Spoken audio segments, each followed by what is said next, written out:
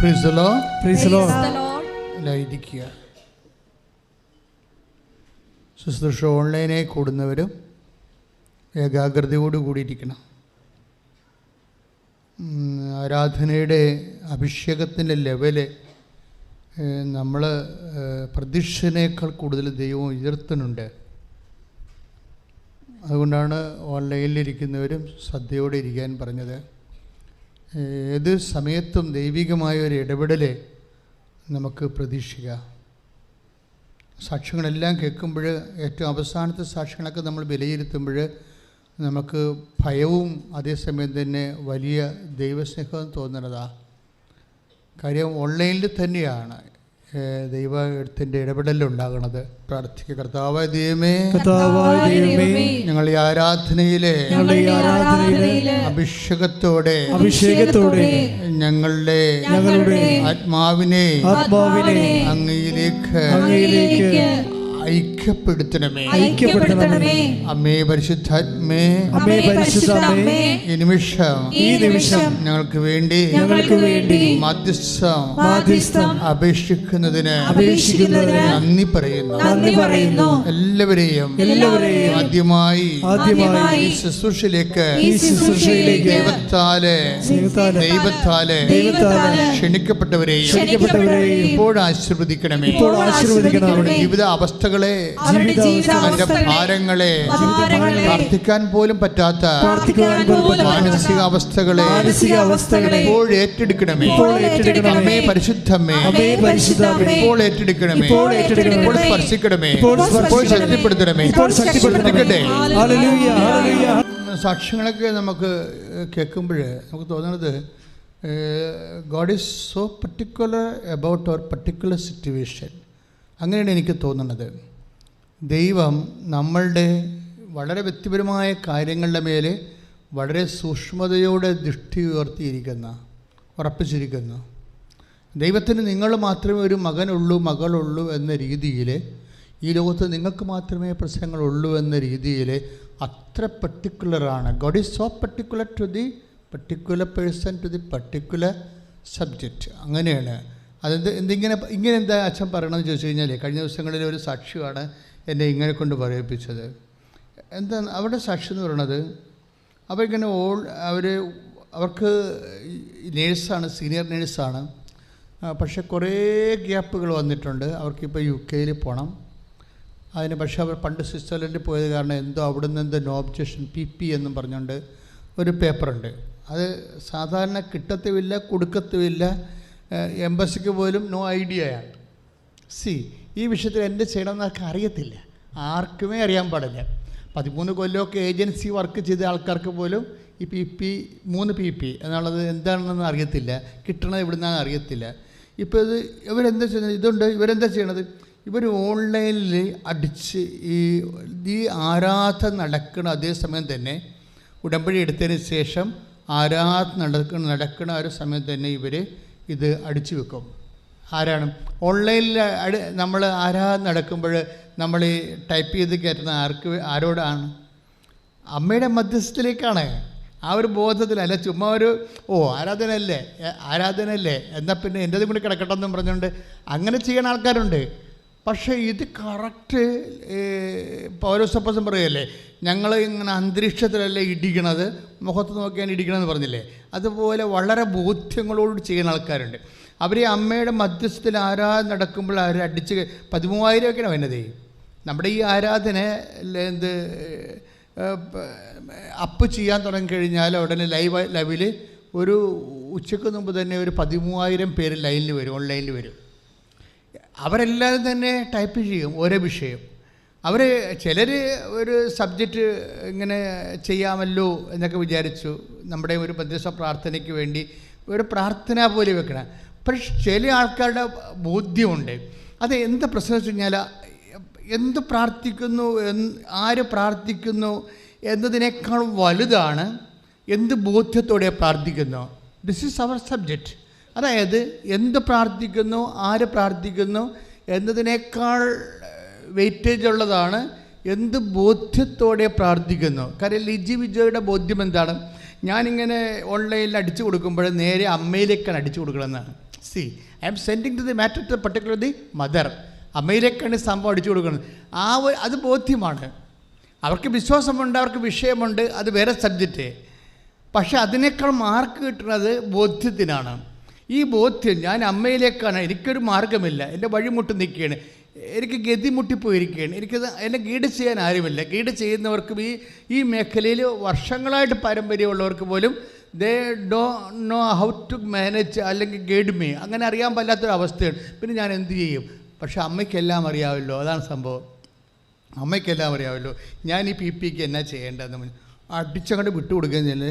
ഇത് കേൾക്കുകയും വേറെ അവരുടെ ഒരു കസിൻ, അകന്ന കസിൻ പെട്ടെന്ന് അവർക്ക് ഒരു ലിങ്ക്, ആ ഓൺലൈനിൽ തന്നെ ലിങ്ക് കൊടുക്കും, നിങ്ങൾ ഈ വെബ്സൈറ്റ് സന്ദർശിക്കാൻ പറയും. അവരപ്പം തന്നെ ഓൺലൈൻ ആരാധന നടക്കുന്ന സമയത്ത് തന്നെ വെബ്സൈറ്റിൽ ഉടനെ അവർ ആ വെബ്സൈറ്റിലേക്ക് അവരുടെ ആവശ്യം ഉന്നയിക്കും. വെബ്സൈറ്റ് ഉടനെ ലിങ്ക് ഓപ്പണായി കിട്ടും. ആ ലിങ്കിൽ തന്നെ അവരുടെ ആവശ്യം പറയും, എൻ്റെ ഇതാണ്. ഉടനെ ആ വെബ്സൈറ്റ് കുറേ ഫോർമാറ്റുകൾ ഇങ്ങോട്ട് വരും. ഇതെല്ലാം 5 മിനിറ്റിൽ നടക്കുന്ന കാര്യമാണ്. 5-6 മാസം ഇതിൻ്റെ പുറകെ നടന്നിട്ട് ഒരു എത്തും പിടിയും കിട്ടാഞ്ഞ സാധനമാണ്. അതിൽ തന്നെ ഈ ഫോംസ് എല്ലാം ഇവർ ഫില്ല് ചെയ്ത് അപ്പം തന്നെ ആരാധന സമയത്ത് കയറ്റിവിടും. അവർ ചോദ്യം ചോദിക്കും, നിങ്ങൾ എവിടെയാണ് വർക്ക് ചെയ്യുക, എൻ്റെ ഫുൾ അഡ്രസ്സ് ഇങ്ങോട്ട് തരാൻ പറയും. അയർലൻഡല്ല ഫുൾ അഡ്രസ്സ്, പണ്ട് അവർ വർക്ക് ചെയ്തത്, അതാണ് ഈ പ്രശ്നമായിപ്പോയത്, UK പോകാനുള്ള. ഉടനെ അവർ ഫുൾ അഡ്രസ്സ് അങ്ങനെ അയച്ചു ചോദിക്കും. ഫുൾ അഡ്രസ്സ് അയച്ചു കൊടുത്തു കഴിഞ്ഞാൽ സെക്കൻഡുകൾക്കുള്ളിൽ ഇവർ പറഞ്ഞ സാധനം 5 ദിവസത്തിനുള്ളിൽ ഇന്ത്യൻ എംബസിയിൽ നിന്ന് സാധനം കിട്ടും. എന്താ പ്രശ്നം വെച്ച് കഴിഞ്ഞാൽ ഇത് എത്രയോ മാസങ്ങളോ വർഷങ്ങളോ വേണ്ടതാണ്. ഇത് ഭയങ്കര ഷാർപ്പൻ സ്പീഡാണിത്. ഞാൻ എപ്പോഴും നിങ്ങളോട് പറയും, മക്കളെ ഇത് ഭയങ്കര സ്പീഡാണെന്ന് പറഞ്ഞാൽ നിങ്ങൾ ഓർക്കും അച്ഛൻ ഇങ്ങനെ ഇത് പ്രൊമോട്ട് ചെയ്യാൻ വേണ്ടി എന്തെങ്കിലും പറയണം. അത് പ്രൊമോട്ട് ചെയ്യാൻ വേണ്ടി പറയണതല്ല. അമ്മ ഉടമ്പടി തുടങ്ങിയ 2015 സെപ്റ്റംബർ മാസം തന്നെ എന്നോട് പറയുമായിരുന്നു, ദിസ് ഇസ് സ്പീഡ് എന്ന്. സോ സ്പീഡ് എന്ന് അതന്ന് അന്നത്തെ പത്രങ്ങളിലെല്ലാം ഉണ്ടായിരുന്നു, ഉടമ്പടി ഉടനടി പരിഹാരമെന്ന്. അപ്പോൾ എന്നോട് ബിഷപ്പ് വിളിച്ച് പറഞ്ഞു, അങ്ങനെയൊന്നും പറയേണ്ട, അതൊരു ബിസിനസ് പോലെ തോന്നുമെന്ന് പറഞ്ഞു. ഞാൻ പറഞ്ഞു ഓക്കെ. എന്നാൽ പിതാവ് പറഞ്ഞു, ഞാൻ അത്ര ഉദ്ദേശിച്ചില്ല, അമ്മ എന്താ പറഞ്ഞത് അത് മാത്രമേ പത്രത്തിൽ അടിച്ചിട്ടുള്ളെന്ന് പറഞ്ഞു. ഇങ്ങനെ ഞാനത് പിൻവലിച്ചായിരുന്നു. പക്ഷെ പിന്നീടും വരുമ്പോൾ ആൾക്കാരുടെ സാക്ഷ്യങ്ങൾ നോക്കുമ്പോൾ ഇത് ഭയങ്കര സ്പീഡാണ്. ഇതിൻ്റെ സ്പീഡ് കണ്ടൻറ്റ് എന്താണെന്ന് നമ്മൾ അറിയണം, ടെക്നിക്കലായിട്ട് അറിയണം. ഉടമ്പടി വരുന്ന സ്പീഡ് കണ്ടൻറ്റ് കുറേ നമുക്ക് മറ്റ് പ്രാർത്ഥനാ രൂപങ്ങൾക്ക് ലഭ്യമല്ലാത്ത കുറേ പെർട്ടിക്കുലർ ഫീച്ചേഴ്സ് ഉടമ്പടിയിലുണ്ട്.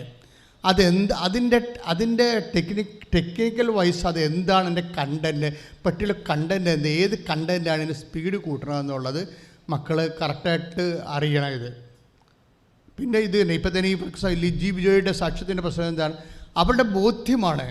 എന്താണ്, ഞാൻ മാതാവിലേക്കാണ് ഈ സംഭവം, ഈ മെയിൽ ഞാൻ ടൈപ്പ് ചെയ്ത് കയറ്റുന്നത് അമ്മയുടെ അഡ്രസ്സിലേക്കാണ് ഈ സംഭവം പോകണമെന്നുള്ള ആഴമായി അവരുടെ വിശ്വാസവുമാണ്, ബോധ്യമാണ്.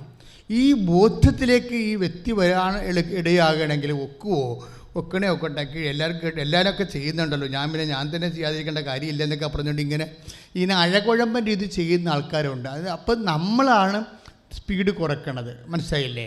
നമ്മളുടെ ഉത്തരത്തിൻ്റെ സ്പീഡ്, ദൈവികമായ ഉത്തരത്തിൻ്റെ ഇടപെടേണ്ട സ്പീഡ് കുറയ്ക്കണത് നമ്മളാണ്. നമ്മുടെ ഇൻവെസ്റ്റ്മെൻറ്റിൻ്റെ പ്രോബ്ലമാണത്. നമ്മളത് ആയിരിക്കും അല്ലേ, ഒട്ടാ കൊള്ളാമല്ലേ, കിട്ടിയാൽ കൊള്ളാമല്ലേ എന്നൊക്കെ പറഞ്ഞുകൊണ്ട് ഇങ്ങനെ ഒരു അംബിഗ്വസ് ആയിട്ട് ഹൈപ്പത്തസിസ് ആയിട്ട് ഇങ്ങനെ ഒരു രീതിയിൽ അഴകുഴമ്പൻ രീതിയിൽ അങ്ങനെ ചെയ്യരുത്. ഇത് നിങ്ങൾ ആ ഒരു വിശ്വാസത്തിൻ്റെ അപ്ഡേഷനിലേക്ക് വരിക. അച്ഛനോട് ചേർന്ന് പ്രാർത്ഥിച്ച്, ഇപ്പോൾ ഈശോ ജീവനോട് നിൽക്കുന്ന സമയമാണ്, അമ്മ മധ്യസ്ഥ വഹിക്കുന്ന സമയമാണ്. കൈ നെഞ്ചത്ത് വെച്ച് പ്രാർത്ഥിക്കുക, ഓൺലൈനിലുള്ളവരും പ്രാർത്ഥിക്കുക. കർത്താവ് ദൈവമേ, ഞങ്ങൾക്ക് ബോധ്യം നൽകണമേ, ഞങ്ങൾക്ക് ആഴമായ ഒരു കാലത്തും ഞങ്ങൾക്ക് കിട്ടിയിട്ടില്ലാത്ത ബോധ്യത്താലെ, ആന്തരിക ബോധ്യത്താൽ ഇപ്പോൾ ഞങ്ങളെ അഭിഷേകം ചെയ്യണമേ. ആന്തരിക ബോധ്യത്താൽ ഇപ്പോൾ ഞങ്ങളെ അഭിഷേകം ചെയ്യണമേ. സ്തുതിക്കട്ടെ. ഹല്ലേലൂയ. പരിശുദ്ധ പരമദിവ്യകാരുണ്യത്തിന് 2-3 കാര്യങ്ങൾ ഇപ്പോൾ ഈശോ ഓർപ്പിച്ചത് എനിക്ക് പറയാനുണ്ട്. ഒന്ന്, മൂക്കിൻ്റെ ഉള്ളിൽ ചുവന്നുകൊണ്ട് വരുന്ന നമ്മൾ ഈ ലൊള്ളോളിക്ക പോലെയുള്ള ഒരു സംഭവമാണ്. ലൊള്ളോളിക്കയുടെ കളർ കണ്ടിട്ടില്ലേ? ഒരു തരം ചുവപ്പ്, ഇളം ചുവപ്പ് കളർ പോലെ മൂക്കിൻ്റെ ഉള്ളിൽ ഒരു ഉണ്ട അവിടുത്തെ രോമങ്ങളെല്ലാം പൊഴിഞ്ഞു പോയിട്ട് ഒരു രോമം മാത്രം ചാടി നിൽക്കുന്നുണ്ട്. ഈ വ്യക്തിയെ കർത്താവ് സൗഖ്യപ്പെടുത്തിക്കൊണ്ടിരിക്കുന്നു. സ്തുതിക്കട്ടെ. പരിശുദ്ധ പരമദിവ്യകാരുണ്യത്തിന്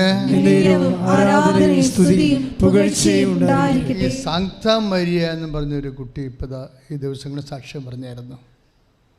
സാങ്ക്ത മരിയയുടെ സാക്ഷ്യങ്ങൾ എന്താണ്? ആ സാക്ഷ്യത്തെ പ്രത്യേകത വെച്ച് കഴിഞ്ഞാൽ, ഈ സാക്ഷ്യം കേൾക്കുമ്പോൾ നമുക്ക് മനസ്സിലാവും, കർത്താവ് കണ്ണും തുറന്ന് നമ്മുടെ നേരെ നോക്കി നിൽക്കുന്ന പോലെയാണ് ആ സാക്ഷ്യങ്ങളുടെ ഒരു സഞ്ചാരമെന്ന് വേണം. എന്തിനാശം ഇതൊക്കെ ഈ സാക്ഷ്യങ്ങൾ പെരക്കെടുക്കണമെന്ന് വെച്ച് കഴിഞ്ഞാൽ, ഇപ്പോൾ വരുന്ന എഴുതിയിട്ടുണ്ട് വന്നിരിക്കണ ഞാൻ ഈ ആഴ്ച നടന്ന് എനിക്കിഷ്ടപ്പെട്ട കുറേ സാക്ഷ്യങ്ങളുണ്ട്. എല്ലാ ദിവസവും നമ്മൾ 10-25 സാക്ഷ്യം വെച്ച് കേൾക്കും. പക്ഷേ ചില സാക്ഷ്യങ്ങൾ എന്നെ വല്ലാതെ പിടിക്കും. അതാണ് ഞാൻ ആ സാക്ഷ്യത്തിൻ്റെ അകത്ത് ദൈവത്തിൻ്റെ സംഭവങ്ങളുണ്ട്. ആ വിഷയം മാത്രമേ ഉള്ളത്, ദൈവികമായ കുറേ സംഭവങ്ങൾ കാണും അതിൻ്റെ അകത്ത്. അതാണ് പരിശുദ്ധാത്മാവ് എനിക്ക് വന്നിട്ട് നോട്ട് ദ പോയിൻ്റ് എന്ന് പറയും. അപ്പോൾ അതിൻ്റെ തുടർന്ന് സാങ്ക്ത മരിയയുടെ സാക്ഷ്യം, അവർ ആലപ്പുഴക്കാരുതിയാണ്. അവരുടെ സാക്ഷ്യം അവരുടെ കുഞ്ഞാണ്. കുഞ്ഞിന് കുറേ ഗുരുതരമായ ഡിസീസാണ്, ലിവറിൻ്റെ പ്രോബ്ലംസ് ഭയങ്കരമുണ്ട്. അപ്പോൾ ഒരു പ്രാവശ്യം ബോൺ മാരോ ചെയ്തതാണ് 1 കൊല്ലം മുമ്പ്. ഓക്കെ, അത് പിന്നീട് അങ്ങനെ സബ്സിഡി ആയിട്ട് കിടക്കുകയായിരുന്നു. വീണ്ടും കുഞ്ഞിന് പിന്നെയും രോഗമായി. അപ്പോൾ സൂപ്പർ സ്പെഷ്യാലിറ്റി ഹോസ്പിറ്റലിൽ ഡോക്ടർ പറഞ്ഞ് ഇത് ബോൺ മാരോ ചെയ്യണമെന്ന് പറഞ്ഞു. അപ്പോൾ അമ്മയ്ക്ക് ബോൺ മാരോ ചെയ്യാൻ ഭയങ്കര സങ്കടം. കാര്യം കുഞ്ഞിനെ ഇഞ്ചക്ട് ചെയ്തത് അവരുടെ കൈ വെച്ചത് കാരണം കുഞ്ഞ് കയ്യിലിങ്ങനെ മയങ്ങി വീണത് അവിടെ ചങ്ക് പറഞ്ഞു പോയ പോലെയാണ് ഫീലിങ്ങാണ്.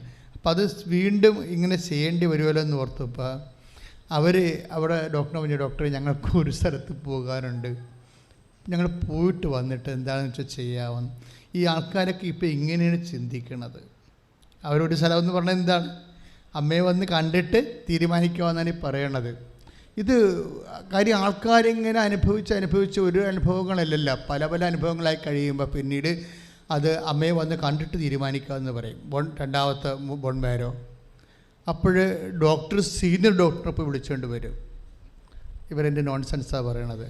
അപ്പോൾ സീനിയർ ഡോക്ടർ വന്നിട്ട് പറഞ്ഞു, മാഡം ഇത് നിങ്ങളെ പറയണ പോലെയല്ല, നേരത്തെ നമുക്ക് എക്സാമിൻ ചെയ്ത് വെച്ചാൽ ഇപ്പോൾ രോഗമില്ലെങ്കിൽ ഇല്ല, ഓക്കെയാണ്. പക്ഷേ അത് എക്സാമിൻ ചെയ്ത് വെക്കുകയാണെങ്കിൽ നമുക്ക് ഇങ്ങനെയുള്ള ഡിസീസിനൊക്കെ ഇങ്ങനെ ചികിത്സ നീണ്ടു പോണത് റീസണബിൾ അല്ല. അതുകൊണ്ട് ടെസ്റ്റ് ചെയ്ത് വെച്ചാൽ പിന്നീട് നിങ്ങൾ എവിടെ പോയാൽ വരികയും ചെയ്യും, പ്രശ്നമില്ല. അപ്പോൾ നമുക്ക് തുടങ്ങി വെക്കാമല്ലോ ചികിത്സ എന്ന് പറയാം. പക്ഷേ ഇവർ സമ്മതിക്കത്തില്ല. ഇവരില്ല, ഞാൻ ഡോക്ടറെ അമ്മയെ കണ്ടിട്ട് വരാവുന്നത് അവിടെ മനസ്സിൽ, ഡോക്ടറിനോട് പറയത്തില്ല. ജൂനിയർ ഡോക്ടറെ മനസ്സിലാവും ഇവരെന്തോ പ്രാർത്ഥനാ പരിപാടിയാണ് ഈ പറയണതെന്ന് പറയാം. അപ്പോൾ അത് ആൾക്കാരുടെ ഒരു അതായത് നമ്മുടെ ഒരു വിഷയം എന്ന് പറഞ്ഞാൽ ഒരു ഇൻവെസ്റ്റ്മെൻറ്റ് ഒരു പ്രധാനപ്പെട്ട വിഷയം. നിക്ഷേപം, വ്യക്തിപരമായ നിക്ഷേപം എന്ന് പറയുമ്പോൾ ആ ഒരു മേഖലയിലേക്ക് നീ ടെക്നിക്കലായിട്ട് എത്തിച്ചേരണം. എന്ന് വെച്ച് കഴിഞ്ഞാൽ കാര്യം നമ്മൾക്കറിയാം, ഈ ക്രിസ്ത്യാനിറ്റിയിൽ ഗ്രേസ് എല്ലാം അതിൻ്റെ മെക്കാനിസം വർക്ക് ചെയ്യേണ്ടത് ഇൻവെസ്റ്റ്മെൻറ്റിലാണെന്ന്. അതുകൊണ്ട് പൗലോസ് അപ്പോസ്തലൻ പറയുന്നത് നമ്മൾ വിലക്ക് വാങ്ങിയവരാണ്. 1 കൊരിന്തോസ് 6:20. 1 കൊരിന്തോസ് 6:20. നിങ്ങൾ വിലക്ക് വാങ്ങപ്പെട്ടവരാണ്. ഒന്ന് പറഞ്ഞേ, നിങ്ങൾ വിലക്ക് വാങ്ങപ്പെട്ടവരാണ്. ഇതാണ് ഇൻവെസ്റ്റ്മെന്റ് എന്ന് പറയുന്നത്. ഇത് ഈസി അല്ലെന്നർത്ഥം. നിങ്ങൾ എന്തെങ്കിലും ഒന്ന് വിശ്വസിച്ചു എന്തെങ്കിലും കുറച്ച് പ്രാർത്ഥിച്ചു അതുകൊണ്ടൊക്കെ നമുക്ക് ഈ വിഷയം മാനേജ് ചെയ്യാമെന്ന് വെച്ച് കഴിഞ്ഞാൽ മീനിയൽ തിങ്സ് മാനേജ് ചെയ്യാൻ പറ്റും, ഒരു ഹെവി ഡ്യൂട്ടി ചെയ്യാൻ പറ്റത്തില്ല. കൃപാസനം കവനൻ്റ് എന്നും പറഞ്ഞൊരു സാക്ഷി ദിവസങ്ങളുണ്ടായിരുന്നു. അതിലൂടെ പേര് ഞാൻ മറന്നുപോയി. എന്തിനാണ് കൃപാസനം? എനിക്ക് ഡൗട്ടായിരുന്നു, എന്തിനാണ് കൃപാസനം, എവിടെയെങ്കിലും പോയാൽ പോരെ. കവനൻ്റ്, എന്തിനാണ് കവനൻ്റ്? ഞങ്ങളുടെ പള്ളിയിൽ മതമുണ്ടല്ലോ, അവിടെ പ്രാർത്ഥിച്ചാൽ പോരെ. ഇങ്ങനെ കുറേ ചോദ്യങ്ങൾ എന്നെ അലട്ടിക്കൊണ്ടിരുന്നെന്ന് പറഞ്ഞുകൊണ്ടൊരു സഹോദരി സാക്ഷ്യം പറഞ്ഞിട്ടുണ്ട്. അതിനെല്ലാവർക്കും മറുപടി കിട്ടി. എന്ത് ചാപ്റ്റർ വെച്ച ബസ്സുകൾ 1 കൊരിന്തോസ് 6:20. 1 കൊരിന്തോസ് 6:20 എന്താ പറയണത്? നിങ്ങൾ എന്ന് പറഞ്ഞേ, നിങ്ങൾ വിലക്ക് വാങ്ങപ്പെട്ടവരാണ്. അതിൻ്റെ അർത്ഥം എന്താണ്? കർത്താവ് തൻ്റെ വിശുദ്ധമായ രക്തത്താൽ വിലക്ക് വാങ്ങിയതിൻ്റെ അർത്ഥം ഇൻവെസ്റ്റ്മെൻ്റാണ്. കർത്താവ് തൻ്റെ വിശുദ്ധമായ രക്തത്താൽ നമ്മളെ വിലക്ക് വാങ്ങി ഇൻവെസ്റ്റ്മെൻറ്റ് ചെയ്തിരിക്കുന്നതാണ്. ഇതിന് ആ വിലക്ക് വാങ്ങപ്പെട്ടതിലൂടെയാണ് കൃപ നമ്മൾ നേടുന്നത്. അതുകൊണ്ട് നമ്മളെന്ത് ചെയ്യണം? നമ്മളും ഇത് ഇൻവെസ്റ്റ് ചെയ്യേണ്ടി വരും. അല്ലാതെ ഈസി മെത്തേഡുകളൊന്നുമില്ല. നമ്മളും അതുകൊണ്ടാണ് ഇതിൻ്റെ ഹെവി ഡ്യൂട്ടി ആയിട്ടുള്ള കാര്യങ്ങൾ നടക്കാൻ കാരണം. ഇപ്പോൾ സാന്താ മരിയയുടെ സാക്ഷ്യം എന്താ? സാന്താ മരിയയെ പൊക്കിക്കൊണ്ട് പോകുന്നില്ല അവിടുന്ന്. അവർ കൊച്ചിൻ്റെ ക്യാൻസർസിൻ്റെ ഒരു ചാട്ടം ചെവിയുടെ ബാക്കിലുണ്ട്, അതിങ്ങനെ മുഴ പോലെ നിൽക്കുക. അപ്പോൾ അമ്മയോടിത് പറയണം, അമ്മ ഇത് ഇനി ബോൺമാരയിലോട്ട് പോകണോ അത് അമ്മ സുഖപ്പെടുത്തുക എന്ന്, അതാണ് അവരുടെ ഉദ്ദേശം. പക്ഷെ അവരിവിടെ വന്ന് കാല് കുത്തിയതേ ഉള്ളൂ. അപ്പോൾ ഇതുപോലെ ധ്യാനം നടന്നുകൊണ്ടിരിക്കുകയാണ്. ഇത് റെക്കോർഡിംഗ് ധ്യാനമാണല്ലോ.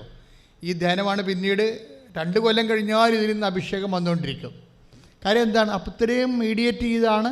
പിന്നെ ഉടമ്പടിയുടെ ഭാഗമായി വരുന്ന ധ്യാനമാണ്. ഞങ്ങൾ ഒത്തിരിയേറെ പ്രാർത്ഥിച്ചും കുറേ ദിവസങ്ങളായിട്ട് പ്രാർത്ഥിച്ചാണ് ഈ ധ്യാനം ചെയ്യണത്. പിന്നെ ധ്യാനങ്ങളെല്ലാം കർത്താവ് തന്നെ ഒരുക്കി തന്നതല്ലാതെ ഒന്നും ഞങ്ങളിങ്ങനെ കണ്ടുപിടിക്കുകയോ ഒന്നും ചെയ്തു. ഇപ്പം തന്നെ വിലക്ക് വാങ്ങപ്പെട്ടവരാണ്. ഞാൻ കണ്ടുപിടിച്ചതല്ലോ അത്. ഇപ്പോഴും ഈശോ തന്ന വചനം എടുത്തതാണ് നിങ്ങൾക്ക്. ഈശോ പറഞ്ഞ വചനം, ഇൻവെസ്റ്റ്മെൻ്റ് എന്ന് പറഞ്ഞ വാക്ക് വന്നപ്പോൾ ഈശോ ആ വചനത്തിനെ നോക്കി എടുത്തിട്ട് ആ വചനം നിങ്ങൾക്ക് ഞാൻ വിശദീകരിച്ച് തരികയാണ്. എന്തിനാണ്? So that you may also invest.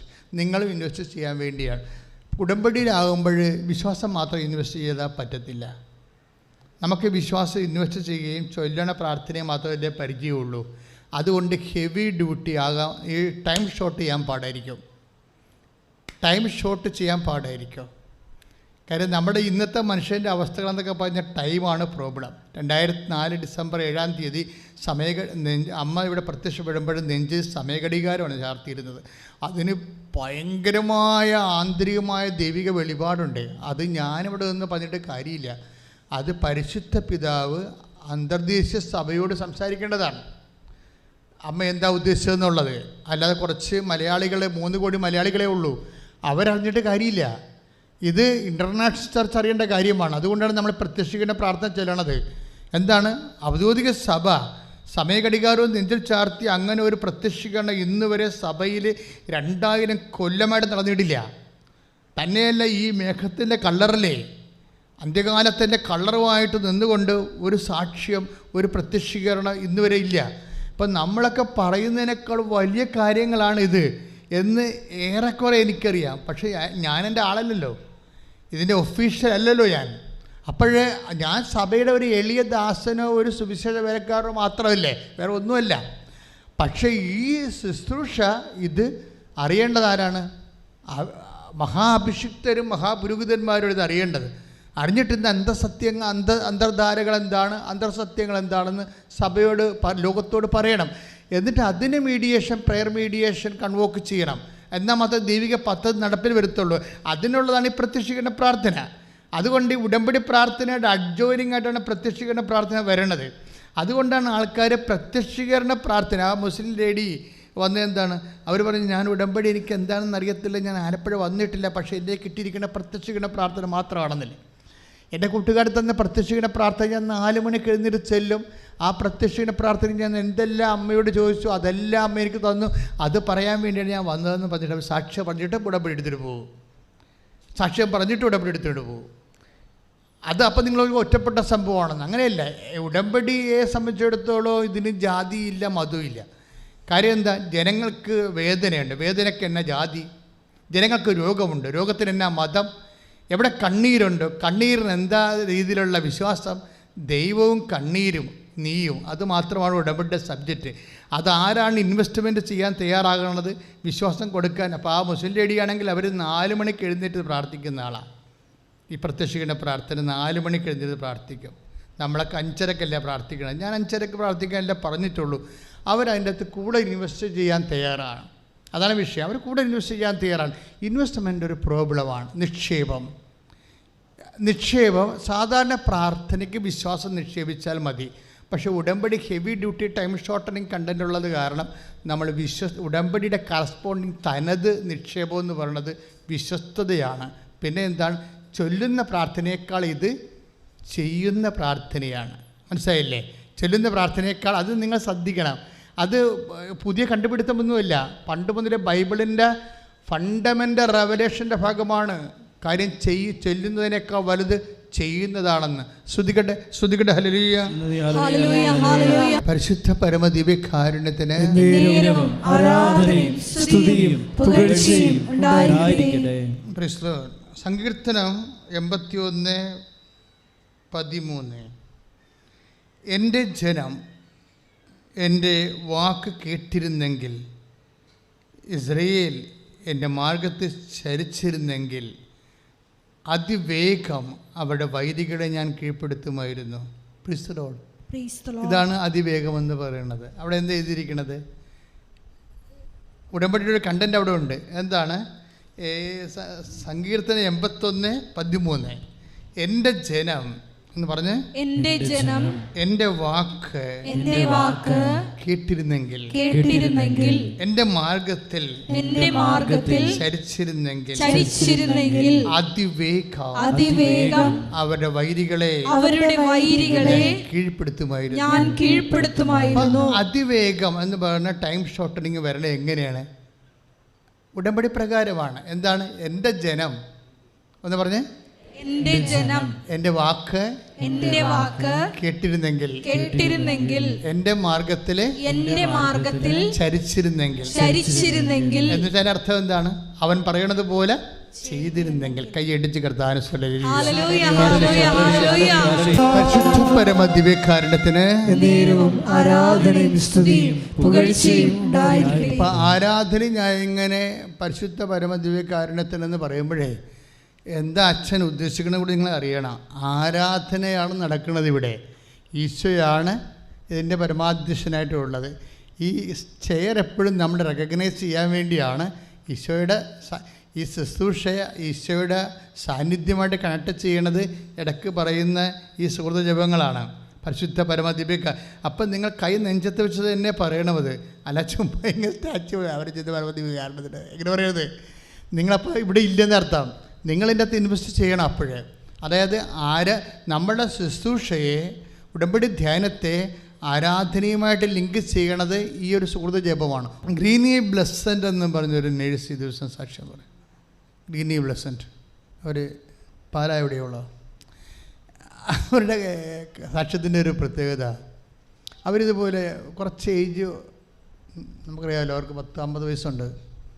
അപ്പോൾ അവർക്ക് ഇതുപോലെയുള്ള വിദേശത്തേക്ക് പോകാനുള്ള ഇൻ്റർവ്യൂവിന് പോവുകയാണ്. പക്ഷേ ഈ ഇൻ്റർവ്യൂ അവർക്ക് അത്രയ്ക്ക് അതിനകത്ത് സ്കോപ്പില്ല. സച്ച് റീസൺസ് ഇല്ലാതെ അവർക്ക് ചെറിയ ടെൻഷനുണ്ട്. അപ്പോൾ അവർ ഗൂഗിളിൽ പ്രോഗ്രാം ചെയ്തിട്ട് അവർ തൊടുപുഴ വഴി അവരുടെ ഇൻ്റർവ്യൂ കൗണ്ടറിലേക്ക് പോവുകയാണ്. എറണാകുളത്തെ ഇൻ്റർവ്യൂ കൗണ്ടർ പാലായിൽ നിന്ന് തൊടുപുഴ വഴി ഗൂഗിൾ മാപ്പ് കറക്റ്റ് ചെയ്തിട്ട് പോവുകയാണ്. പോകുന്ന വഴിക്ക് അവർ കണ്ണ് തുറന്ന് നോക്കുമ്പോൾ കാറ് ആലപ്പുഴ വഴി വരുന്നു. അത് നല്ല സാക്ഷികൾ കേൾക്കാൻ. അവർ പ്രോഗ്രാം ചെയ്ത് വെച്ചിരിക്കുന്നത് മൂവാറ്റുപുഴ വഴി എറണാകുളത്ത് പോകാനാണ് ഗൂഗിളിൽ ചെയ്തിരിക്കുന്നത്. പക്ഷേ അവർ ഒരു സെക്കൻഡ് നോക്കുമ്പോൾ കാറ് ചങ്ങനാശ്ശേരി റൂട്ടിലാണ് വരണത്. അപ്പോൾ കുറേ ഇങ്ങനെ ഓടിപ്പോയി ഇങ്ങോട്ട്. അപ്പോഴവർക്ക് അവർ കൂടെ നിന്ന് ഡ്രൈവർ പറയും, ഡ്രൈവറോ ഭർത്താവോ ആരോ അവർ വണ്ടി ഓടിക്കുന്ന കക്ഷി, ഇതെന്ത് ഇപ്പോൾ വണ്ടി ഇങ്ങനെയല്ല പോണതെന്ന് ചോദിക്കുക. അപ്പോഴും ഉടനെ ഇവർ തിരിച്ചു പറഞ്ഞ മറുപടി കറക്റ്റാണ്. അത് അമ്മയെടുത്ത് ചെന്നിട്ട് പോകാനായിരിക്കും അമ്മ ആഗ്രഹിക്കുന്നത്. ആ വിശ്വാസത്തിൻ്റെ റെസ്പോൺസാണ് പ്രശ്നം. അത് ആലപ്പുഴ വഴി, ഇപ്പം നമ്മൾ തൊടുപുഴ വഴി മൂവാറ്റുപുഴ വഴി പോകാനല്ലേ ഉദ്ദേശിച്ചത്. ഇപ്പോൾ ആലപ്പുഴ വഴിയാണ് ഗൂഗിള് നമ്മൾ അങ്ങനെയല്ല പ്രോഗ്രാം ചെയ്തിരിക്കുന്നത്. വണ്ടി ആലപ്പുഴയ്ക്ക് വഴിയാണ് പോകണമെന്നുണ്ടെങ്കിൽ ഇത് അമ്മയെടുത്ത് ചെന്നിട്ട് പോകാനായിരിക്കും അമ്മ ഉദ്ദേശിക്കുന്നത്. ഇത് വലിയൊരു അനുഗ്രഹമാണ്, നമുക്ക് ആ വഴി പോകാമെന്ന് പറഞ്ഞിട്ട് അവരിവിടെ 7:15 7:30 ഇവിടെ ലാൻഡ് ചെയ്യും. എന്നിട്ട് അമ്മയുടെ അമ്മ ഇൻ്റർവ്യൂവിന് പോവുകയാണ്, സ്കോപ്പില്ലെന്ന് പറയും. എന്നുവെച്ചാൽ എൻ്റെ അർത്ഥം മെറിറ്റില്ലെന്ന് എൻ്റെ അർത്ഥം. അവർക്ക് ഏജിൻ്റെ പ്രോബ്ലം ഉണ്ട്, വേറെ കുറച്ച് ടെക്നിക്കൽ പ്രോബ്ലംസ് ഉണ്ട്. മെറിറ്റില്ലെന്ന് എൻ്റെ അർത്ഥം. മെറിറ്റില്ലെങ്കിൽ പിന്നെ ഉള്ള സ്കോപ്പ് എന്താണ്? ഗ്രേസാണ് സ്കോപ്പ്. അത് നിങ്ങളിത് ടെക്നിക്കൽ എപ്പോഴും അച്ഛൻ പറയും, ഇത് മെറിറ്റിലല്ല വർക്ക് ചെയ്യണമെന്ന് പറയും. നമ്മുടെ ജീവിതത്തിൻ്റെ കുറേയധികം കാര്യങ്ങൾ മെറിറ്റിലാണ് വർക്ക് ചെയ്യണത്. പക്ഷേ ദൈവത്തിനോടുള്ള ഇടപെടലിൻ്റെ എല്ലാവിധ ഇക്വേഷൻസും എന്താണ്? Not by merit but by grace. ഇത് ഉടമ്പടി എടുക്കുന്നവർ കാണാതെ പഠിക്കാൻ നിവർത്തിയില്ല. കാര്യം ഇതിൻ്റെ ഫണ്ടമെൻ്റൽ ബേസിക് പ്രിൻസിപ്പിളാണ്. എന്താണ്? Not by merit but by grace എന്ന് വെച്ച് കഴിഞ്ഞാൽ Ephesians 2:8 അതെല്ലാ ധ്യാനത്തിലും ഞാൻ പറയും. എന്താ കാര്യത്തിൽ കഴിഞ്ഞാൽ ഈ ധ്യാനം ചിലപ്പോഴും ആദ്യമായിട്ട് കൂടുന്ന ആൾക്കാരുണ്ടാവും. ഉടമ്പടി വന്നിട്ടില്ല, ആലപ്പുഴ വന്നിട്ടില്ല, കേരളത്തിൽ പോലും വന്ന് കാണത്തില്ല. പക്ഷേ ധ്യാനം കൂടുന്നവരുണ്ടാവും. മലയാളികൾ, കേരളത്തിലില്ലാത്ത എത്രയോ മലയാളികളുണ്ട്. പക്ഷേ അവരൊക്കെ ഈ ചിലപ്പോൾ ഈ ധ്യാനം കൂടുമ്പോൾ ഉടമ്പടി എന്താണെന്ന് അറിയാൻ വേണ്ടി അതിൻ്റെ ബേസിക് എല്ലാപ്പോഴും ഞാൻ പറയും. മനഃപൂർവ്വം പറയണതല്ല, പറഞ്ഞു വരുമ്പോൾ ഈശോ അത് പുട്ടിൻ്റെ പൊടി പോലെ ഇട്ട് തരണത് നമുക്ക്. Not by merit but by grace. അപ്പോൾ മെറിറ്റ് പോയി കഴിഞ്ഞാൽ നിങ്ങൾ ഡൗൺ ആകരുത്. മെറിറ്റ് പോയി കഴിഞ്ഞാൽ നിങ്ങളുടെ ഭാഗമേ മാത്രമേ പോയിട്ടുള്ളൂ. മനസ്സിലായില്ലേ? ദൈവത്തിൻ്റെ ഭാഗമുണ്ട്, അത് ഗ്രേസാണ്. Ephesians 2:8 എന്താ പറയണത്? നിങ്ങളുടെ യോഗ്യത കൊണ്ടല്ല, ദൈവത്തിൻ്റെ കൃപ കൊണ്ടാണെന്നാണ്. അപ്പോൾ ഈ കൃപ എങ്ങനെ ആർജിക്കാൻ പറ്റും? കൃപ എങ്ങനെയാണ് നമുക്ക് ഉൽപ്പാദിപ്പിക്കാൻ പറ്റണത്? കൃപ എങ്ങനെ വർദ്ധിപ്പിക്കാൻ പറ്റും? അതിന് നമ്മൾ എന്താണ് നമ്മൾ ചെയ്യേണ്ടത്? ഇങ്ങനെയുള്ള കാര്യമാണ് ഉടമ്പടിയിൽ അപ്ഡേഷൻ വരണത്. മറ്റേ നിങ്ങളുടെ മെറിറ്റിൻ്റെ കാര്യത്തിൽ അപ്ഡേഷൻസിൻ്റെ ആവശ്യമില്ല. അത് നിങ്ങളുടെ സർട്ടിഫിക്കറ്റാണ്. ചിലപ്പോൾ നിങ്ങളുടെ 90% മാർക്ക് നിങ്ങളുടെ മെറിറ്റാണ്, അല്ലെങ്കിൽ നിങ്ങളുടെ സീനിയോറിറ്റി നിങ്ങളുടെ മെറിറ്റാണ്. പക്ഷേ ഉടമ്പടി ഫോക്കസ് ചെയ്യേണ്ടത് മെറിറ്റിലല്ല, ഗ്രേസിലാണ്. അതുകൊണ്ട് ചില കുഞ്ഞുങ്ങളെ പറഞ്ഞാൽ അച്ഛാ ഒന്നും മനസ്സിലായിട്ടില്ല അച്ഛാ, ഞാൻ എല്ലാ പരീക്ഷയും പോയെന്ന്. സ്പീക്കിങ്ങിൻ്റെ അത് പോയി, എനിക്കറിയാവുന്നത് കയ്യിൽ നിന്ന് പോയെന്നറിയാം. സ്പീക്കിങ് പോയി, പിന്നെ റീഡിങ് പോയി, എല്ലാം പോയി. പൈസയും ഇല്ല. ഞാൻ ഭർത്താവിനോട് അവസാനത്തെ കാശ് ഇനി ഞാൻ എഴുതിയ കാശ് മേടിക്കാൻ വേണ്ടി നിങ്ങളെ ബുദ്ധിമുട്ടിക്കത്തില്ല, ഇതെൻ്റെ ലാസ്റ്റ് ചാൻസാണ്, ഒരു ചാൻസ് കൂടി എനിക്ക് തരാൻ പറഞ്ഞ് ഭർത്താവിനോട് കാശ്, OIT കാശ് ലാസ്റ്റ് മേടിക്കണം. അവരോട് വന്ന് നമ്മുടെ മുമ്പിൽ കരഞ്ഞുകൊണ്ടിരിക്കണ കാണാം. ഇത് അതുകൊണ്ടാണ് ഞാൻ ഈ എമർജൻസി കേസെല്ലാം എടുക്കണം. എൻ്റെ കാര്യം അതാണ്. എല്ലാ എമർജൻസി ആണെന്ന് കണ്ടാൽ അതിൻ്റെ ഒബ്ജക്റ്റിവിറ്റി ഉണ്ട്, വസ്തുനിഷ്ഠമായ കാര്യമാണ്, എനിക്ക് ഡോക്യുമെൻ്റ് ഉണ്ടെന്ന് കഴിഞ്ഞാൽ അച്ഛനെടുക്കും. അതിന് ഞാൻ വെച്ചുകൊണ്ടിരിക്കത്തില്ല. അവർ ഒരു ദിവസം പോലും വെച്ചുകൊണ്ടിരിക്കത്തില്ല. ഞായറാഴ്ച പിന്നെ ആരെയും കാണത്തില്ലെന്ന് ഞാൻ നേരത്തെ അനൗൺസ് ചെയ്തിട്ടുള്ളതാണ്. ഞായറാഴ്ച മാത്രമേ ഈ ധ്യാനം നിൽക്കണ കാരണം ധ്യാനം കഴിയുമ്പോൾ ഞാൻ ഭയങ്കരമായി ടയർഡായി പോകും. ഈ കാണുന്ന കാഴ്ചയല്ല, ഇത് ശുശ്രൂഷയായ കാരണം അതിൻ്റെ പവർ എമിറ്റിങ്ങിൻ്റെ പ്രോബ്ലം ഉണ്ട്. അത് കഴിഞ്ഞാൽ പിന്നെ ഒരു സിസ്റ്റവും വർക്ക് ചെയ്യത്തില്ല. അപ്പോൾ അതുകൊണ്ട് എപ്പോഴും നമ്മൾ ശ്രദ്ധിക്കേണ്ട ഒരു കാര്യം, എല്ലാ ദിവസവും ഇപ്പോൾ ഇന്നലെയൊക്കെ ഇതിൻ്റെ 3 ഇരട്ടി ആളല്ലേ ഇവിടെ. അപ്പോൾ 10-700 ഉടമ്പടിയാണ് ഇന്നലെ നടന്നത്. അപ്പോൾ എല്ലാ ദിവസവും ഇതന്നെ അവസ്ഥ. പക്ഷേ എല്ലാ ദിവസവും ഞാൻ നിൽക്കും. എല്ലാ ദിവസവും നിൽക്കുമ്പോൾ എന്താ, ഈ എമർജൻസി കേസ് എടുക്കാൻ വേണ്ടി നിൽക്കണതാണ്. എമർജൻസി അവിടെ കയ്യിൽ നിന്ന് വിട്ടുപോയി, ഇനി അമ്മയുടെ കയ്യിലാണ് ഉള്ളത് ഈ സംഭവം. അപ്പോൾ അവർക്ക് ഞാൻ എൻ്റെ വഴികളൊക്കെ പറഞ്ഞു കൊടുക്കും. ഞാൻ പറഞ്ഞു, മക്കളെ പരീക്ഷ പൊട്ടിയാന്ന് ഞാൻ പറഞ്ഞു, പൊട്ടിയിട്ടില്ല. ആരാ പറയണത്? നിനക്ക് എഴുതാൻ കഴിഞ്ഞില്ല എന്നല്ലേ പ്രശ്നമേ ഉള്ളൂ. അതിൻ്റെ മെറിറ്റാണ് പോയിരിക്കുന്നത്. ഗ്രേസിൻ്റെ ചാൻസ് ഉണ്ടല്ലോ, ഗ്രേസിൻ്റെ ചാൻസ് ഇല്ലേ. കഴിഞ്ഞ ദിവസങ്ങളിൽ ഒരു സാക്ഷ്യം ഉണ്ടായി. ഓരോ സാക്ഷ്യം ഓർത്തോർത്ത് പറയുക. ശ്രുതികട്ടെ hallelujah hallelujah hallelujah hallelujah hallelujah. Lissy Malappuram ഇടവക അവിടെ നിന്നൊരു സാക്ഷ്യമാണ്. അപ്പോൾ അതിൻ്റെ അകത്ത് കുറേ ഈ ലിസി ചേച്ചി കുറേ സാക്ഷ്യം പറയുന്നുണ്ട്. അതിൻ്റെ അകത്ത് ഒരു സാക്ഷ്യമാണ് ഞാൻ പിക്കപ്പ് ചെയ്തിരിക്കുന്നത്. അവരുടെ ഒരു മകളുണ്ട്. അവരുടെ മകള് IELTS അവൾ എഴുതി തോക്കും. തോറ്റ് കഴിയുമ്പോൾ ഒന്നാമത് തോക്കും, പിന്നെ രണ്ടാമത് എഴുതും, അത് തോക്കും, പിന്നെ മൂന്നാമത് എഴുതും, അത് തോക്കും. അപ്പോൾ രണ്ടാമത് എഴുതി തോക്കുമ്പോൾ ഇവർ ഉടമ്പടി എടുക്കും. ഉടമ്പടി എടുത്തു കഴിഞ്ഞിട്ട് പിന്നീട് മൂന്നാമത് എഴുതി അത് തോക്കും, നാലാമത് എഴുതി അത് തോക്കും. അത് തോക്കുമ്പോൾ ഇവളുടെ ഈ അമ്മയ്ക്ക് ഭയങ്കര വിഷമമാണ്. ഇവളുടെ വിശ്വാസം എല്ലാം പോവുക. ഉടമ്പടി എടുത്തിട്ടും അവൾ ഉടമ്പടി IELTS തോറ്റല്ലോ എന്ന്. അപ്പോൾ അമ്മ ചോദിക്കും ഓക്കെ അല്ലേ. അപ്പോൾ ഇവിടെ പറയും എനിക്ക് ത്രില്ലാണെന്ന് പറയും. എന്താണ് തോറ്റതിൻ്റെ ത്രില്ലേ? ഇത് ഫസ്റ്റ് ടൈം ഞാൻ ഹിയറിങ് ഇറ്റ്. തോക്കുമ്പോൾ നമുക്ക് ഡൗണായി ഡിപ്രസ്ഡായി പോകണമല്ലേ ആൾക്കാർ സാധാരണ ചെയ്യണത്. അപ്പോൾ അമ്മ ചോദിക്കണത് നീ ഓക്കെ അല്ലേന്ന് ചോദിക്കണ എന്താ കാര്യം? എന്താണ് നിനക്ക് വിശ്വാസം വല്ലതും പോയാ എന്നതിൻ്റെ അർത്ഥം. അമ്മമാർക്ക് ഉൾക്കണ്ടയാണല്ലോ. മക്കളുടെ വിശ്വാസം എന്ന് പറയുന്നത് അവർക്ക് എന്തെങ്കിലും ഒന്നും നടന്നില്ലെങ്കിൽ അപ്പം തന്നെ പ്രാർത്ഥനയും പോയി, പള്ളിയും പോയി, എല്ലാം പോകുന്ന ഒരവസ്ഥയാണ്. അത് പുതിയ ആൾക്കാരുടെ ഒരു അവസ്ഥയാണത്, എന്തായിക്കോട്ടെ. പക്ഷേ അപ്പോൾ അതുകൊണ്ട് അമ്മയൊക്കെ നീ ഓക്കെ അല്ലേ? അപ്പോൾ 4ാമത്തെ പ്രാവശ്യം തോറ്റതുകൊണ്ടാണ് ചോദിക്കണത്. അപ്പോൾ പറയും എനിക്ക് ത്രില്ലാണ് ഇനി എഴുതാനെന്ന്. അപ്പോൾ അമ്മ പറയും നീ എഴുതണ്ടെന്ന് പറയും. എന്താ പ്രശ്നം വെച്ച് കഴിഞ്ഞാൽ എഴുതണമെന്ന് പറയാൻ കാര്യം ഇവരോട് അമ്മ പറയും ഇനി അവളെ കൊണ്ട് എഴുതിക്കേണ്ടെന്ന് പറയും.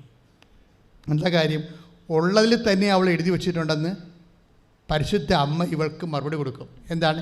ഇനി എഴുതണ്ട, ഇനി റീവാലുവേഷന് കൊടുത്ത് കൊച്ച് ചിന്തിച്ചിട്ടില്ല, മോള് ചിന്തിച്ചിട്ടില്ല. അമ്മ അവളോട് പറഞ്ഞു കൊടുക്കുകയാണ് ഇനി നീ എഴുതത്തില്ല. കാര്യം എന്താണ്? അമ്മ നിന്നെ ജയിപ്പിക്കും. എന്താ കാര്യം? നമ്മൾ റീവാലുവേഷന് കൊടുക്കും. അപ്പോൾ റീവാലുവേഷൻ കൊടുക്കുമ്പോൾ പറയും റീവാലുവേഷൻ കൊടുക്കുമ്പോഴും എഴുതിയ കാൻഡിഡേറ്റിന് ഒരു കാൽക്കുലേഷൻ ഉണ്ടാകുമല്ലോ. ഇന്ന കൊണ്ട് മാർക്ക് കുറഞ്ഞു പോയി ചിലപ്പോൾ കമ്പ്യൂട്ടർ ചെയ്ത വിഷയമായിരിക്കാം, ചിലപ്പോൾ കിട്ടാൻ സാധ്യതയുണ്ട്. അവർക്കങ്ങനെ ഒരു സാധ്യതയില്ല. റീവാലുവേഷൻ ഒരു സാധ്യത കാൻഡിഡേറ്റിനില്ല. പിന്നെ കുട്ടിയുടെ അമ്മയ്ക്കാണ് റീവാലുവേഷൻ്റെ സാധ്യതയുള്ളത്. അത് മെറിറ്റല്ല, പിന്നെ എന്താണ്? ഗ്രേസാണ്. എന്താണ്? പരിശുദ്ധ അമ്മ റീവാലുവേറ്റ് ചെയ്യുമെന്ന് അതിൻ്റെ അർത്ഥം. ഈ സാക്ഷ്യത്തിൽ വർക്കൗട്ട് ചെയ്തിരിക്കുന്ന പ്രിൻസിപ്പിൾ എന്താണെന്ന് വെച്ച് കഴിഞ്ഞാൽ നമ്മൾ ജോഷുവ 1:9 ഒന്ന് വായിച്ചോളൂ. ജോഷുവ 1:9, അതുപോലെ തന്നെ നിയമാവർത്തനം 31:6 കുറേ വാഗ്ദാനങ്ങളെ ഈ ഒരു സാക്ഷ്യത്തിൽ വർക്ക് ചെയ്യുന്നുണ്ട്. ഞാൻ പറഞ്ഞു എന്തുകൊണ്ടാണ് ത്രില്ലടിക്കണത്. വാസ്തവത്തിൽ അവർ പറയുന്ന ത്രില്ല് പിന്നെ ബിബ്ലിക്കലായിട്ട് ത്രില്ലല്ല, അത് വേറൊരു സബ്ജക്റ്റാണ്. അവർക്ക് ബിബ്ലിക്കലായിട്ട് അറിയാൻ പാടില്ലാത്തതുകൊണ്ടാണ് മലയാളത്തിൽ ഇംഗ്ലീഷിൽ അവർ ത്രില്ലെന്ന് പറഞ്ഞത്. പക്ഷേ ത്രില്ലല്ല, അത് സ്വാഭാവികമായിട്ട് നമുക്കൊരു പരാജയം സംഭവിക്കുമ്പോൾ, നമുക്കൊരു ഉറ്റവർ രോഗിയായി മാറുമ്പോൾ പെട്ടെന്ന് ദൈവം നമ്മുടെ തകർന്നു പോയ മനസ്സിലേക്ക് റീഫോർമാറ്റ് ചെയ്യുന്ന ഒരു പ്രക്രിയയുണ്ട്. അതിനാണ് ഈ അഭിഷേകം എന്ന് പറയുന്നത്. നമ്മുടെ മൈൻഡ് സെറ്റ് റീഫോർമാറ്റ് ചെയ്യും. അതിനാണ് ഈ അഭിഷേകം എന്ന് പറയുന്നത്. അത് എന്തുകൊണ്ട് സംഭവിക്കുന്നു, എപ്പോൾ സംഭവിക്കുന്നു, അത് പറയുന്നത് ജോഷുവ 1:9 പിന്നെ നിയമാവർത്തനത്തിൻ്റെ 31:6. Let come to the test. വായിച്ചോളൂ. ജോഷുവ 1:9 ശക്തനും ധീരനുമായിരിക്കണം. പറഞ്ഞോളൂ. ശക്തനും ധീരനുമായിരിക്കുക. ഭയപ്പെടുകയോ പരിഭ്രമിക്കുകയോ ചെയ്യരുതെന്നും നിന്നോട് ഞാൻ കൽപ്പിച്ചിട്ടില്ലയോ? നിന്റെ ദൈവമായ കർത്താവ് നീ പോകുന്നിടത്തെല്ലാം നിന്നോട് കൂടെ ഉണ്ടായിരിക്കും. അതൊന്ന് ആവർത്തിച്ച് പറഞ്ഞേ. നിന്റെ ദൈവമായ കർത്താവ്. കൈ ചുരുട്ടിക്കൊണ്ട് പറഞ്ഞേ. നിന്റെ ദൈവമായ കർത്താവ് നീ പോകുന്നിടത്തെല്ലാം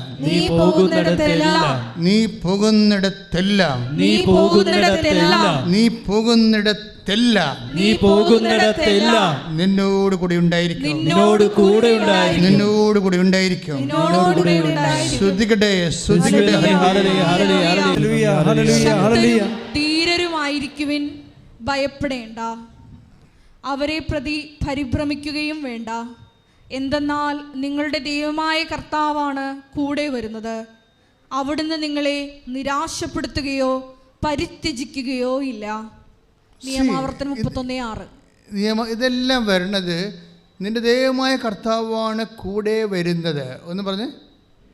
ദൈവമായ കർത്താവാണ് കൂടെ വരുന്നത്. ദൈവമാണ് കൂടെ വരുന്നതെന്നുള്ളത് ഉടമ്പടിയുടെ മാത്രം പാക്കേജാണ്. പറഞ്ഞ മനസ്സിലായില്ലേ? അതെന്തുകൊണ്ട് ഇപ്പം അവർ പറയുന്നത് 4ാമത്തെ പ്രാവശ്യം IELTS തോറ്റപ്പോഴവർക്ക് കെട്ടിത്തൊങ്ങാൻ കയറിടത്തുനിന്നല്ല പറഞ്ഞിരിക്കുന്നത്, ത്രില്ലടിച്ചെന്നാണ് പറഞ്ഞിരിക്കുന്നത്. ഇതാണ് വ്യത്യാസം. ഇതാണ് മനസ്സിലായോ? പരീക്ഷയൊക്കെ നോക്കുമ്പോൾ ആ പിള്ളേർ ആത്മഹത്യയല്ലേ ചെയ്യണത്. അതാണ് ലോകവും ഇതും തമ്മിലുള്ള വ്യത്യാസം. ഇതാണ് ഒറ്റക്കുട്ടി അവർ പറഞ്ഞ ത്രില്ലടിച്ചതെന്ന് പറയുമ്പോൾ അവർക്കത് പറയാനറിയാൻ പാടില്ലാതാണ്. എന്താ സംഭവിച്ചിരിക്കണത്? അവർക്ക് അഭിഷേകം കിട്ടിയിരിക്കുകയാണ്. ഇനിയൊരു 10 IELTS കൂടി എഴുതാനുള്ള ബാല്യമുണ്ടെന്നും പറഞ്ഞുകൊണ്ട് ചങ്കൂറ്റം വന്നിരിക്കുകയാണ്. ആത്മീയ ചങ്കൂറ്റം. ഈ ആത്മീയ ചങ്കൂറ്റം വാഗ്ദാനത്തിൻ്റെ ഭാഗമാണ്. ദൈവപൈതലേ, നീ ഉടമ്പടി എടുക്കുമ്പോൾ നീ എന്തിൻ്റെ ഭാഗമാകുന്നു? ദൈവത്തിൻ്റെ വാഗ്ദാനങ്ങളുടെ ഭാഗമാകുന്നു. ദൈവത്തിൻ്റെ വാഗ്ദാനങ്ങൾ നിനക്ക് അപ്ലോഡ് ചെയ്യാൻ വേണ്ടി വേറെ ഏത് പ്രാർത്ഥനാ രൂപമുള്ളത്? എക്സെപ്റ്റ് ദ കവനൻ്റ് അല്ലാതെ. Why covenant? എന്തുകൊണ്ട് കവനൻ്റ് എന്ന് ചോദിച്ചു കഴിഞ്ഞാൽ അതിൻ്റെ മറുപടി ഇതാണ്. എന്താ കാര്യം?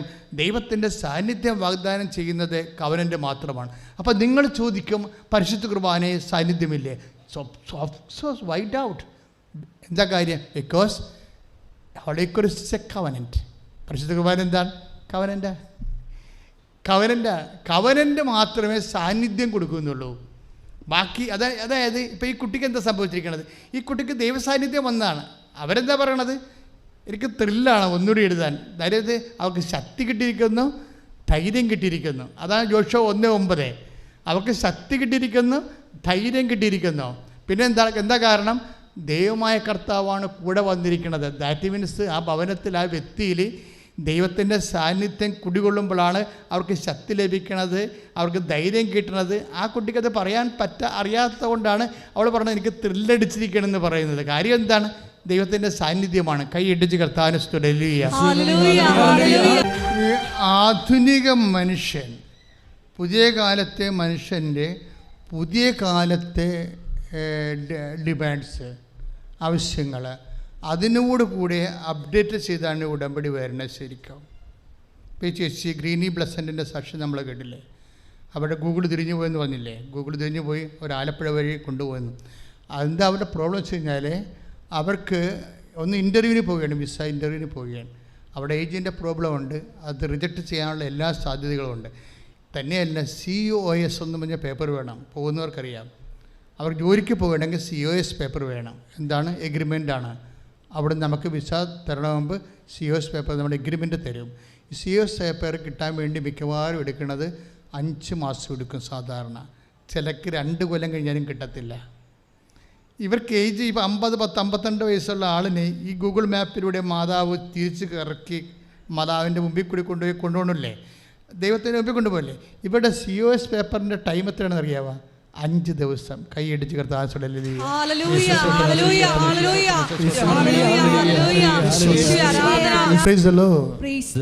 പിന്നെ ഈ ദിവസത്തെ ഏറ്റവും നല്ല സാക്ഷ്യങ്ങളൊന്ന് ഡോക്ടർ ഗ്രേസിൻ്റെതാണ്. ഗ്രേസ് എന്ന ഡോക്ടർ റോസൻ ഗൈനക്കിൻ്റെ ഡോക്ടറാണ്, ഗൈനക്കോളജിയാണ്. അവിടെ സാക്ഷ്യം കണ്ടു കാണും അല്ലേ? എല്ലാവരും കണ്ടു കാണും അല്ലേ?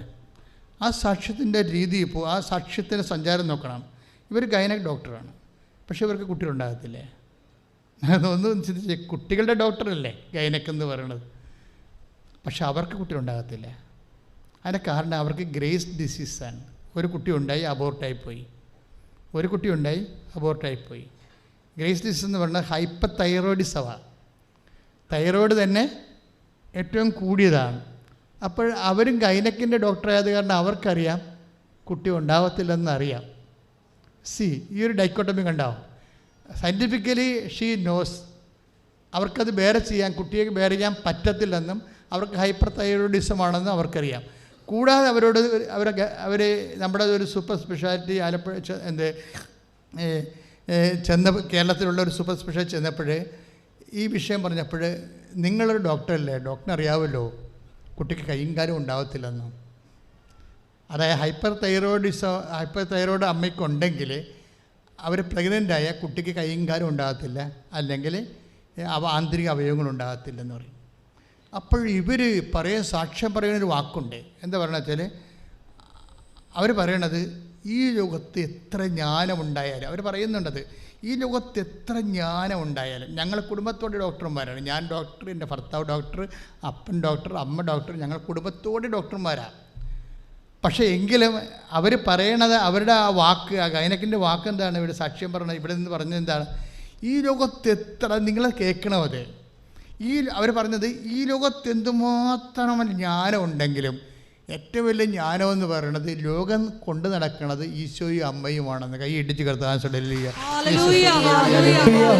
പരിശുദ്ധ പരമദിവ്യകാരുണ്യത്തിന് ആരാധനയും സ്തുതിയും പുകഴ്ചയും ഉണ്ടായിരിക്കട്ടെ. ഇത്രയും ഇതിൻ്റെ എല്ലാ ചാലഞ്ചും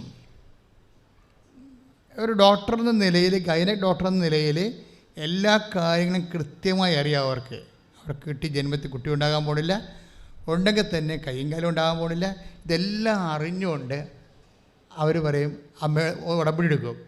ഉടമ്പടി എടുത്തിട്ട് ഇവർ വിശ്വസിക്കും. എന്താണ്? ഈ ഹൈപ്പർ തൈറോയിഡിസത്തിൻ്റെ അപ്പുറത്തെ, ഈ ഗ്രേസ് ഡിസീസിൻ്റെ അപ്പുറത്തെ ഈ സയൻസിൻ്റെ അപ്പുറത്ത് എൻ്റെ അമ്മ എനിക്ക് കുഞ്ഞിനെ തരുമെന്ന് കൈയടിച്ച് എല്ലാ പ്രാതികൂല്യങ്ങളുടെ ഇടയ്ക്ക് വിശ്വാസത്തിൻ്റെ കൈ കൊണ്ട് ദൈവത്തിൻ്റെ കയ്യിൽ നിന്ന് കുഞ്ഞിനെ പിടിച്ചു മേടിക്കുന്ന ഒരു സാക്ഷ്യമാണത്. ആ കുഞ്ഞിനെ കൊണ്ടാണ് സാക്ഷ്യം, മിടുക്കനായ നല്ല കൊച്ചി. ആ കുഞ്ഞിനെ കൊണ്ടാണ് ഒരു സാക്ഷ്യം പറയണത്. അത് ആ കുഞ്ഞിനോട് 3-ാം മാസത്തിൽ സ്കാൻ ചെയ്യുമ്പോൾ പറഞ്ഞ പോലെ ഈ കൊച്ചിന് ഡൗൺ സിൻഡ്രോമാണ്. അവർ പറയുന്നുണ്ട്, എനിക്കിത്തിരി പേടി തോന്നിയായിരുന്നു, പക്ഷേ ഞാൻ അമ്മയെ ആശ്രയിച്ചെന്ന്. ഈ പറഞ്ഞ പോലെ കുഞ്ഞിനെ പ്രഗ്നൻ്റ് ആയി, പക്ഷേ കൊച്ചിന് ഡൗൺ സിൻഡ്രോമാണ് സ്കാൻ ചെയ്യുമ്പോൾ. പക്ഷെ നമുക്ക് സമയമുണ്ടല്ലോ. ഞാൻ എപ്പോഴും പറയുന്നത് നമുക്ക് സമയമുണ്ടല്ലോ എന്ന് ഞാൻ പറയും. എന്താ കാര്യം? ദൈവത്തിന് പ്രവർത്തിക്കാനുള്ള സമയമുണ്ടല്ലോ. കഴിഞ്ഞ ദിവസങ്ങളൊരു സാക്ഷ്യം ഉണ്ടായിരുന്നു, എയർ ഹോസ്റ്റസിൻ്റെ സാക്ഷ്യം. അമ്മയാണ് ഉടമ്പടി എടുത്തിരിക്കുന്നത്. പക്ഷേ സാക്ഷ്യം പറയണത് എയർ ഹോസ്റ്റസ് തന്നെയാണ് സാക്ഷ്യം പറയണത്. പക്ഷേ എന്താ ആ സാക്ഷ്യത്തിൻ്റെ പേര് അമ്മയുടെ പേരിലാണ്. അമ്മയാണ് ആദ്യം ഇൻട്രൊഡ്യൂസ് ചെയ്യണത്, അവരുടെ പേരും സ്ഥലവും പറഞ്ഞ്. അതിനുശേഷം അമ്മ പറയുന്നത് എൻ്റെ മകളാണെന്ന് പറഞ്ഞിട്ട് പിന്നീട് ഇവരിതാണ് സാക്ഷ്യം പറയണത്. അതുകൊണ്ടാണ് അവരുടെ പേര് അവർ പറയാത്തത്. പക്ഷേ ഉടമ്പടി കിടപ്പുണ്ട്, നമ്മുടെ യൂട്യൂബിൽ ആ പേര് സാക്ഷ്യം കിടപ്പുണ്ട്. പക്ഷേ സാക്ഷ്യത്തിൻ്റെ പ്രത്യേകത എന്ന് വെച്ച് കഴിഞ്ഞാൽ ഇവർ എയർ ഇന്ത്യയുടെ എയർ ഹോസ്റ്റസിൻ്റെ ഇൻ്റർവ്യൂവിന് പോകും. അപ്പോൾ ഇവർ ഓക്കെ ആവും. അവർക്ക് പഠിപ്പുമുണ്ട്, വിദ്യാഭ്യാസമുണ്ട്, സൗന്ദര്യമുണ്ട്, എല്ലാ സംഭവമുണ്ട്. അപ്പോഴേ പറയും ഓക്കെ നിങ്ങൾ അപ്പോയിൻറ്റഡ് ആണെന്ന് പറയും. പക്ഷേ അപ്പോയിൻ്റ് ആണെങ്കിൽ പിന്നെന്ത് ചെയ്യണം? ലാസ്റ്റ് മെഡിക്കൽ സർട്ടിഫിക്കറ്റ് കൊടുക്കണം. മെഡിക്കൽ സർട്ടിഫിക്കറ്റ് കൊടുക്കുമ്പോഴാണ് അപ്പോയിൻമെൻ്റ് ആകണത്. ബാക്കിയെല്ലാം ഓക്കെ. പക്ഷേ മെഡിക്കൽ എടുക്കുമ്പോൾ ഒരു കുഴപ്പമുണ്ടാവും. 1.7 സെൻറ്റിമീറ്റർ സിസ്റ്റ് ഇവിടെ യൂട്രസിലുണ്ടാവും. 1.7 സെൻറ്റിമീറ്റർ സിസ്റ്റ് യൂട്രസിലുണ്ടാവും. അപ്പോൾ അതിൻ്റെ റേഡിയോളജിസ്റ്റ് പറയും ഈ റിപ്പോർട്ട് കൊടുക്കരുത്, ഈ റിപ്പോർട്ട് കൊടുത്താൽ നിങ്ങളുടെ ജോലി പോകുമെന്ന് പറയും. അപ്പോൾ ഇവളുടെ അമ്മ പറയും കൃപാസന അമ്മയെ പോയി കണ്ടിട്ട് റിപ്പോർട്ട് കൊടുക്കാമെന്ന് പറയും. അതാണ് വിഷയം. അവർ ഇവിടെ വന്ന് അവർക്ക് ചീട്ടക്കോളി ഇതാണ് എമർജൻസി എന്ന് പറയണത്. അത് എമർജൻസി അല്ലേ? അപ്പോൾ എമർജൻസി ആകുമ്പോൾ തന്നെ അപ്പോൾ തന്നെ ഞാൻ അവളെ കണ്ടായിരുന്നു. ഒരു ദിവസം 10-80 പേര് ഞാൻ കാണും. ഞായറാഴ്ച ഉച്ച എല്ലാ ദിവസവും കാണും ആൾക്കാരെ. ഞായറാഴ്ച ധ്യാന ദിവസം ആയതുകൊണ്ടാണ് കാണാത്തത്. അപ്പോൾ എന്താ പ്രശ്നം വെച്ചാൽ ഇവരെ കണ്ടപ്പോൾ ഞാൻ ഇത്രേ പറഞ്ഞോളൂ, മോളെ പിടിക്കണ്ട, ഈ ജോലി നഷ്ടപ്പെടത്തില്ല നിനക്ക്. നീ വിശ്വാസത്തോടെ ഉടമ്പടി തൈലമെടുത്ത് യൂട്രസിൽ ഒരു കുരിച്ചിട്ടിട്ട് പോയി സ്കാൻ ചെയ്തോളാൻ പറയും. അത്രേ ഉള്ളൂ അതിൻ്റെ അകത്ത്. സ്കാനിങ്ങിൻ്റെ റിപ്പോർട്ട് നമ്മുടെ ഉണ്ടല്ലോ, 1.7 റിപ്പോർട്ട് കയ്യിലുണ്ടല്ലോ സിസ്റ്റം എന്നുള്ളത്. നിങ്ങൾ ശ്രദ്ധിക്കണം ഈ സാക്ഷ്യം. 1.7 അവളുടെ യൂട്രസ് 1.6 സിസ്റ്റം എന്നുള്ളത് സാക്ഷ്യ സ്കാൻ റിപ്പോർട്ട് നമ്മുടെ ഉള്ളതാണ്. ഒരു ദിവസമേ ഉള്ളൂ മാറിയിട്ടുള്ളൂ. ഒരു ദിവസം മാറിക്കഴിയുമ്പോൾ പിന്നെ പിറ്റേ ദിവസം വീണ്ടും റിപ്പോർട്ട് സബ്മിറ്റ് ചെയ്യാം. പക്ഷേ റേഡിയോളജിസ്റ്റ് പറയും ചെയ്യരുത്, ചെയ്താൽ ഇത് അവിടുത്തെ എയർ ഇന്ത്യയുടെ ഡോക്ടർമാരല്ലേ ഇത് പരിശോധിക്കേണ്ടത്, അവർ നിങ്ങൾ എടുക്കത്തില്ലെന്ന് പറയും. അപ്പം അതുകൊണ്ട് അമ്മയെ കാണും. അമ്മയെ കണ്ട് പ്രാർത്ഥിച്ചിട്ട് ഇവരോട് ഞാൻ പറയും നിങ്ങൾ ഉടമ്പടി തൈലമെടുത്ത് യൂട്രസിൽ നേരെ പൊക്കിളിന് താഴെ ഒരു കുരിച്ചിട്ടിട്ട് വിശ്വാസപ്രമാണം ചൊല്ലിയിട്ട് പോയി സ്കാൻ ചെയ്തോളാൻ പറയും. അപ്പോൾ ഇത് നിങ്ങൾ ശ്രദ്ധിക്കണം ഈ വിഷയ സാക്ഷ്യം. അതായത് നമ്മൾ എന്ത് ആപ്ലിക്കേറ്റ് ചെയ്യുന്നു എന്നതിനേക്കാൾ പ്രധാനപ്പെട്ടതാണ് ആര് ആപ്ലിക്കേറ്റ് ചെയ്യുന്നു എന്നുള്ളത്. കാര്യം ഉടമ്പടി തൈലം ഒത്തിരി പേര് ആപ്ലിക്കേറ്റ് ചെയ്യുന്നുണ്ട്. പക്ഷെ ചില ആൾക്കാരുടെ അനുഭവങ്ങൾ വെട്ടിക്കിട്ട അനുഭവങ്ങളാണ്. എന്താ കാര്യം വെച്ച് കഴിഞ്ഞാൽ ഇത് ഒക്കുക. ചിലർക്ക് ചോദിക്കില്ല ഇത് എണ്ണ തേച്ചമ്മ എന്ത് സംഭവിക്കാനാണെന്ന്. അത് എന്താണെന്ന് ആ എണ്ണയെന്ന് ആദ്യം അറിയണം. ഒന്നാമത്തിൽ അത് ഉടമ്പടി തൈലം ഒലിവ് ഓയിൽ കർത്താവിൻ്റെ ഒരു ശക്തി നമ്മളിലേക്ക് അപ്ലോഡ് ചെയ്യുന്ന പ്രിൻസിപ്പിൾ അനുസരിച്ചാണ്, റോമർ 10:9 അനുസരിച്ചാണ് അത് എംപവർ ചെയ്തിരിക്കുന്നത്. ഇനി ഈ പവർ റിലീസ് ചെയ്യണം നിങ്ങളും ഇതിൻ്റെ അകത്ത് ആ പ്രിൻസിപ്പിൾ തന്നെ അതേ ഫോർമുല തന്നെ ഉപയോഗിക്കണം. എന്താണ്? യേശു കർത്താവാണെന്ന് ആദരം കൊണ്ട് ഏറ്റു പറയണം. പിന്നെ എന്താണ്? ദൈവം അവനെ മരിച്ചവനെ ഉയർപ്പിച്ചെന്ന് ഹൃദയത്തിൽ വിശ്വസിക്കും. രണ്ടും രണ്ട് സംഭവമാണ്. രണ്ടും ഒന്നല്ല. ഏതെങ്കിലും ഒന്ന് പറഞ്ഞാൽ പറ്റത്തില്ല, രണ്ടും പറയേണ്ടി വരും. നമ്മൾ വിശ്വാസ പ്രമാണം ചെല്ലുമ്പോൾ അതാണ് ചെയ്യണത്, അല്ല ഒരു പ്രാർത്ഥന ചൊല്ലിക്കൂട്ടുകയല്ല. കാര്യം ഞങ്ങളിൻ്റെ ഇൻകൾക്കേറ്റ് ചെയ്ത പവറിനെ റിലീസ് ചെയ്യേണ്ട പ്രമിത്തരെ അത് ടു റിലീസ് പ്രോമിസല്ല, വാഗ്ദാനങ്ങളല്ല, അങ്ങനെയല്ലേ പ്രാപിക്കണത്. നമ്മൾ വിശ്വാസം അല്ലെ വിശ്വസ്തത കൊണ്ടാണ് ഇതിനെ ആക്ടിവിറ്റി ചെയ്യിക്കുന്നത്. അതാണ് എൻ്റെ പാസ്വേഡ്, ഫിഡലിറ്റിയാണ് എൻ്റെ പാസ്വേഡ്. അപ്പം അതനുസരിച്ചിട്ട് ഇവരതിൻ്റെ അകത്ത് ഇൻവെസ്റ്റ് ചെയ്യുകയാണ്. അതാണ് വിശ്വാസപ്രമാണം ചെല്ലുമ്പോൾ തീർച്ചയായിട്ടും അതിൻ്റെ പവർ ഈശോയുടെ കറക്റ്റ് ശക്തിയായിട്ടത് കൺവേർട്ട് ചെയ്യുമെന്ന്. അത് അവരുടെ കപ്പാസിറ്റി ഒരു പ്രോബ്ലമാണ് മക്കളെ. നിങ്ങൾ ഇപ്പം ഞാൻ നിങ്ങൾക്ക് കുറേ എക്സർസൈസ് തരുന്നുണ്ട്. രോഗികളെ പോയി കാണുക, അല്ലേ അപ്പോൾ തന്നെ പാവത്തങ്ങളെ കാണുമ്പോൾ സാമ്പത്തികമായിട്ട് വിഷമം അനുഭവിക്കുന്നവരെ രോഗികളെ കാണുമ്പോൾ അവരെ സഹായിക്കുക, വസ്ത്രം കൊടുക്കുക, കൃപാസനം പത്രം കർത്താവിനറിയാത്ത അറിയിക്കുക, അറിഞ്ഞിട്ട് ആഴപ്പെടുത്തുക, യൂട്യൂബിൽ സബ്സ്ക്രൈബ് ചെയ്യുക, എന്നിട്ട് പ്രാർത്ഥിച്ച് അത് ഷെയർ ചെയ്യുക. ഇതെല്ലാം എക്സർസൈസുകളാണ്. എന്തിനാണ് ഉദ്ദേശിക്കുന്നത് അറിയാമോ? നിങ്ങളുടെ കപ്പാസിറ്റി കൂട്ടാൻ വേണ്ടിയാണ്. എന്താണ്? ചൊല്ലണ പ്രാർത്ഥന അല്ലല്ല ഉടമ്പടി എന്താണ്? ചെയ്യുന്ന പ്രാർത്ഥനയാണ്. ചെയ്യുമ്പോൾ എന്താ സംഭവിക്കുന്നത്? നമ്മുടെ കപ്പാസിറ്റി കൂടും. കപ്പാസിറ്റി കൂടുമ്പോൾ എന്ത് പറ്റും? ക്ലെയിം കൂടും. ഉടമ്പടി അങ്ങനെ വർക്ക് ചെയ്യണത്. അതുകൊണ്ട് നിങ്ങൾ ഇത് വെറുതെ ഒരു പ്രാർത്ഥനയും ചൊല്ലി അത് മൂലക്കിലൊന്ന് പിച്ചുമ്പയും പറഞ്ഞ് ഇരിക്കുന്ന ആൾക്കാരാണ്. അങ്ങനെ ഉടമ്പടി നിങ്ങൾ വേണേൽ ഒരു ചെമ്പരത്തിപ്പൂ ചെവി വെച്ചോണ്ട് അങ്ങനെ ഇവിടെ നടക്ക്. ഉടമ്പടി ചെയ്യേണ്ട ആവശ്യമില്ല. ഈ ഏതെങ്കിലും മൂലക്കിരുന്ന് കുറച്ച് പ്രാവശ്യം പ്രാർത്ഥിക്കാമെന്ന് വിചാരിച്ചുകൊണ്ട് നിങ്ങൾ ഉടമ്പടി ചെയ്യരുത്. അത് ഉടമ്പടി അല്ല. ഉടമ്പടി ചെയ്യുന്ന പ്രാർത്ഥനയാണ്. ചെയ്യുന്നതിൻ്റെ ഉദ്ദേശം കപ്പാസിറ്റി വർദ്ധിപ്പിക്കാൻ വേണ്ടിയാണ്. എന്താണ്? ക്രിസ്ത്യാനിറ്റിയിലെ എല്ലാം കൃപകളെല്ലാം കപ്പാസിറ്റി വർക്ക് ചെയ്യണത്. യോഹന്നാൻ 1:12 ഞാൻ ഇടയ്ക്ക് പറയാറില്ലേ? എന്താണ്? അവൻ്റെ നാമത്തിൽ പറഞ്ഞ് വിശ്വസിക്കുന്നവർക്കെല്ലാം അല്ല ക്രിസ്ത്യൻസിനെല്ലാം കാത്തലിക്സിനെല്ലാം പറഞ്ഞിരിക്കുന്നത്. മനസ്സിലായില്ലേ? ആരാണ് ക്രിസ്ത്യാനി, ആരാണ് നോൺ ക്രിസ്ത്യൻസ് നമുക്ക് അറിയത്തില്ലല്ലോ. ക്രിസ്ത്യാനിയെ നോൺ ക്രിസ്ത്യനായിട്ട് ജീവിക്കുന്ന ക്രിസ്ത്യാനിയുണ്ട്, ക്രിസ്ത്യാനിയായിട്ട് ജീവിക്കുന്ന നോൺ ക്രിസ്ത്യനുണ്ട്. നമുക്ക് മാക്സിമം പറയാൻ പറ്റുന്നത് നോൺ ബാപ്റ്റിസ്റ്റ് എന്നേ പറയാൻ പറ്റത്തുള്ളൂ. ജ്ഞാനസ്നാനം എടുക്കാത്ത ആളെന്നേ പറയാൻ പറ്റത്തുള്ളൂ. ബാക്കിയൊന്നും പറയാൻ പറ്റത്തില്ല. അതുകൊണ്ട് തന്നെ എപ്പോഴും നമ്മൾ ശ്രദ്ധിക്കേണ്ട വിശ്വാസം ഇൻവെസ്റ്റ് ചെയ്യാൻ ആർക്ക് സാധിക്കുന്നുവോ അതാണ് യോഹന്നാൻ 1:12. എന്താണ്? വിശ്വസിക്കുന്നവർക്കെല്ലാം ഒന്ന് പറഞ്ഞേ. വിശ്വസിക്കുന്നവർക്കെല്ലാം അവന്റെ നാമത്തിൽ വിശ്വസിക്കുന്നവർക്കെല്ലാം ദൈവമക്കളാകാനുള്ള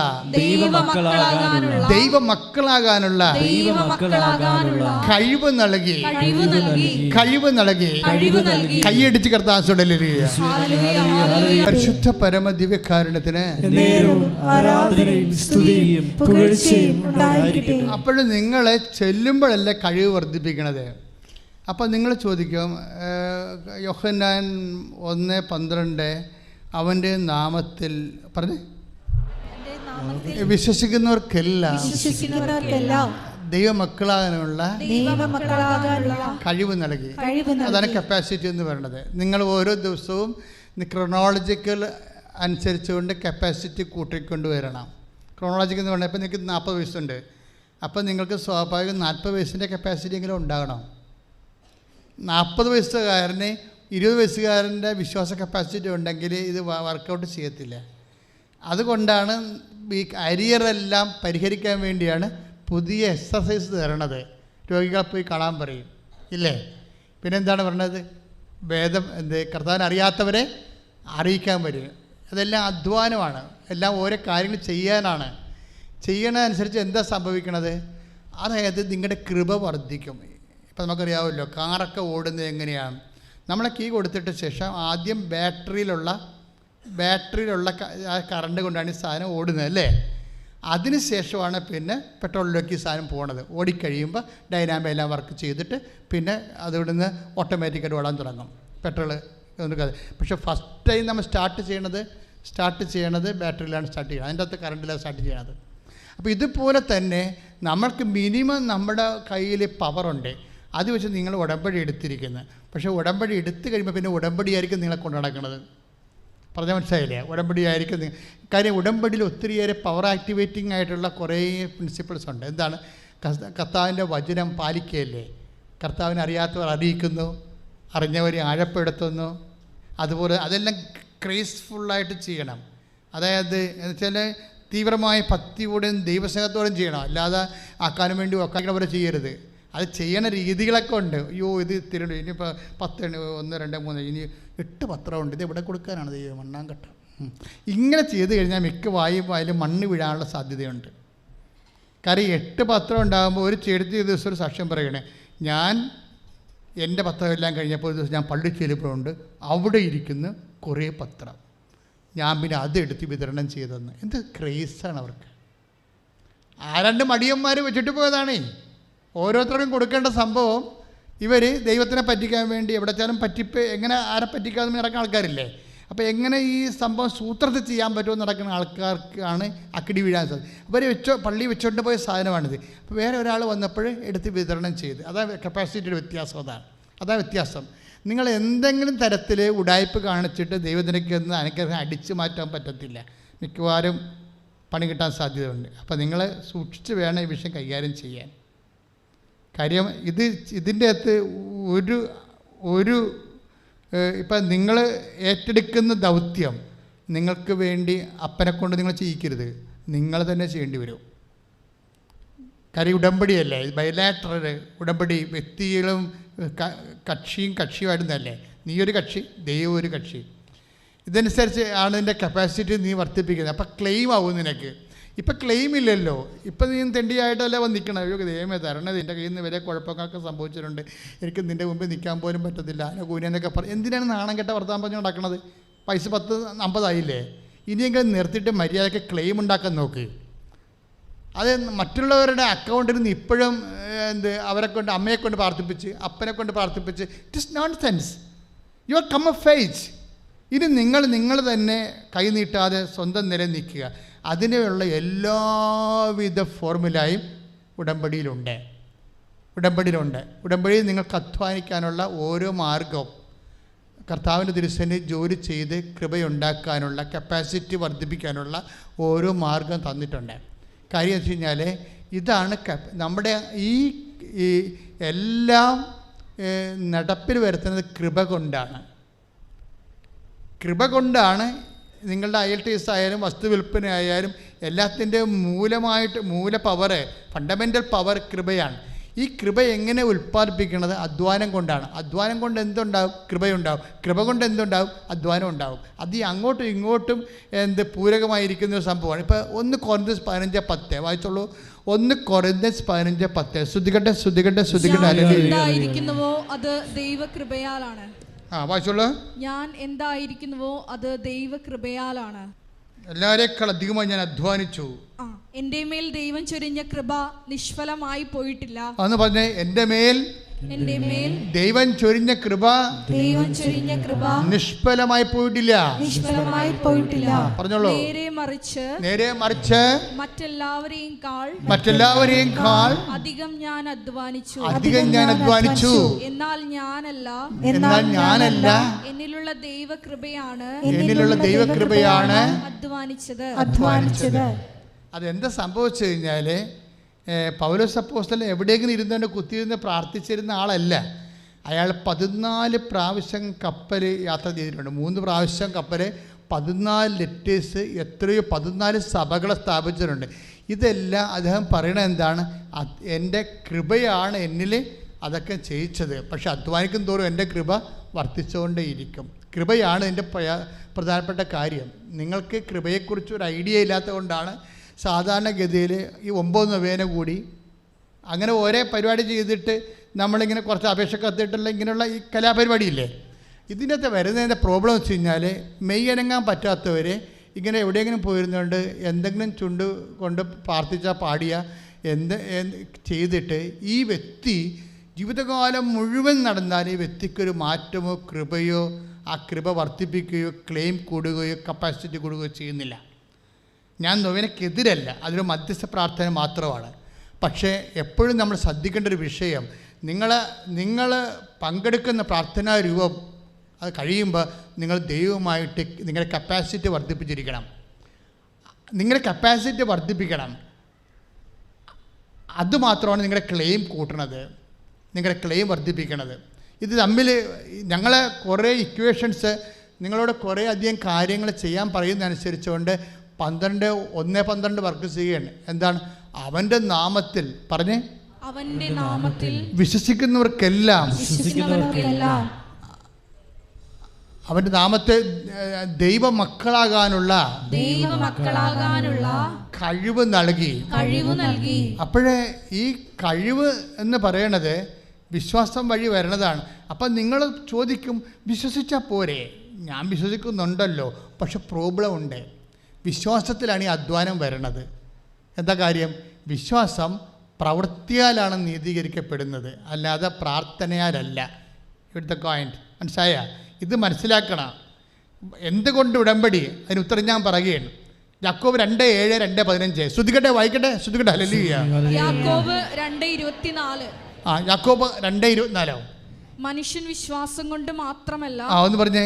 മനുഷ്യൻ വിശ്വാസം കൊണ്ട് മാത്രമല്ല പ്രവൃത്തികളാലുമാണ് നീതീകരിക്കപ്പെടുന്നതെന്ന് നിങ്ങൾ അറിയുന്നു. യാക്കോബ് 2:15-17 വായിച്ചേ. ശ്രുതിക്കട്ടെ.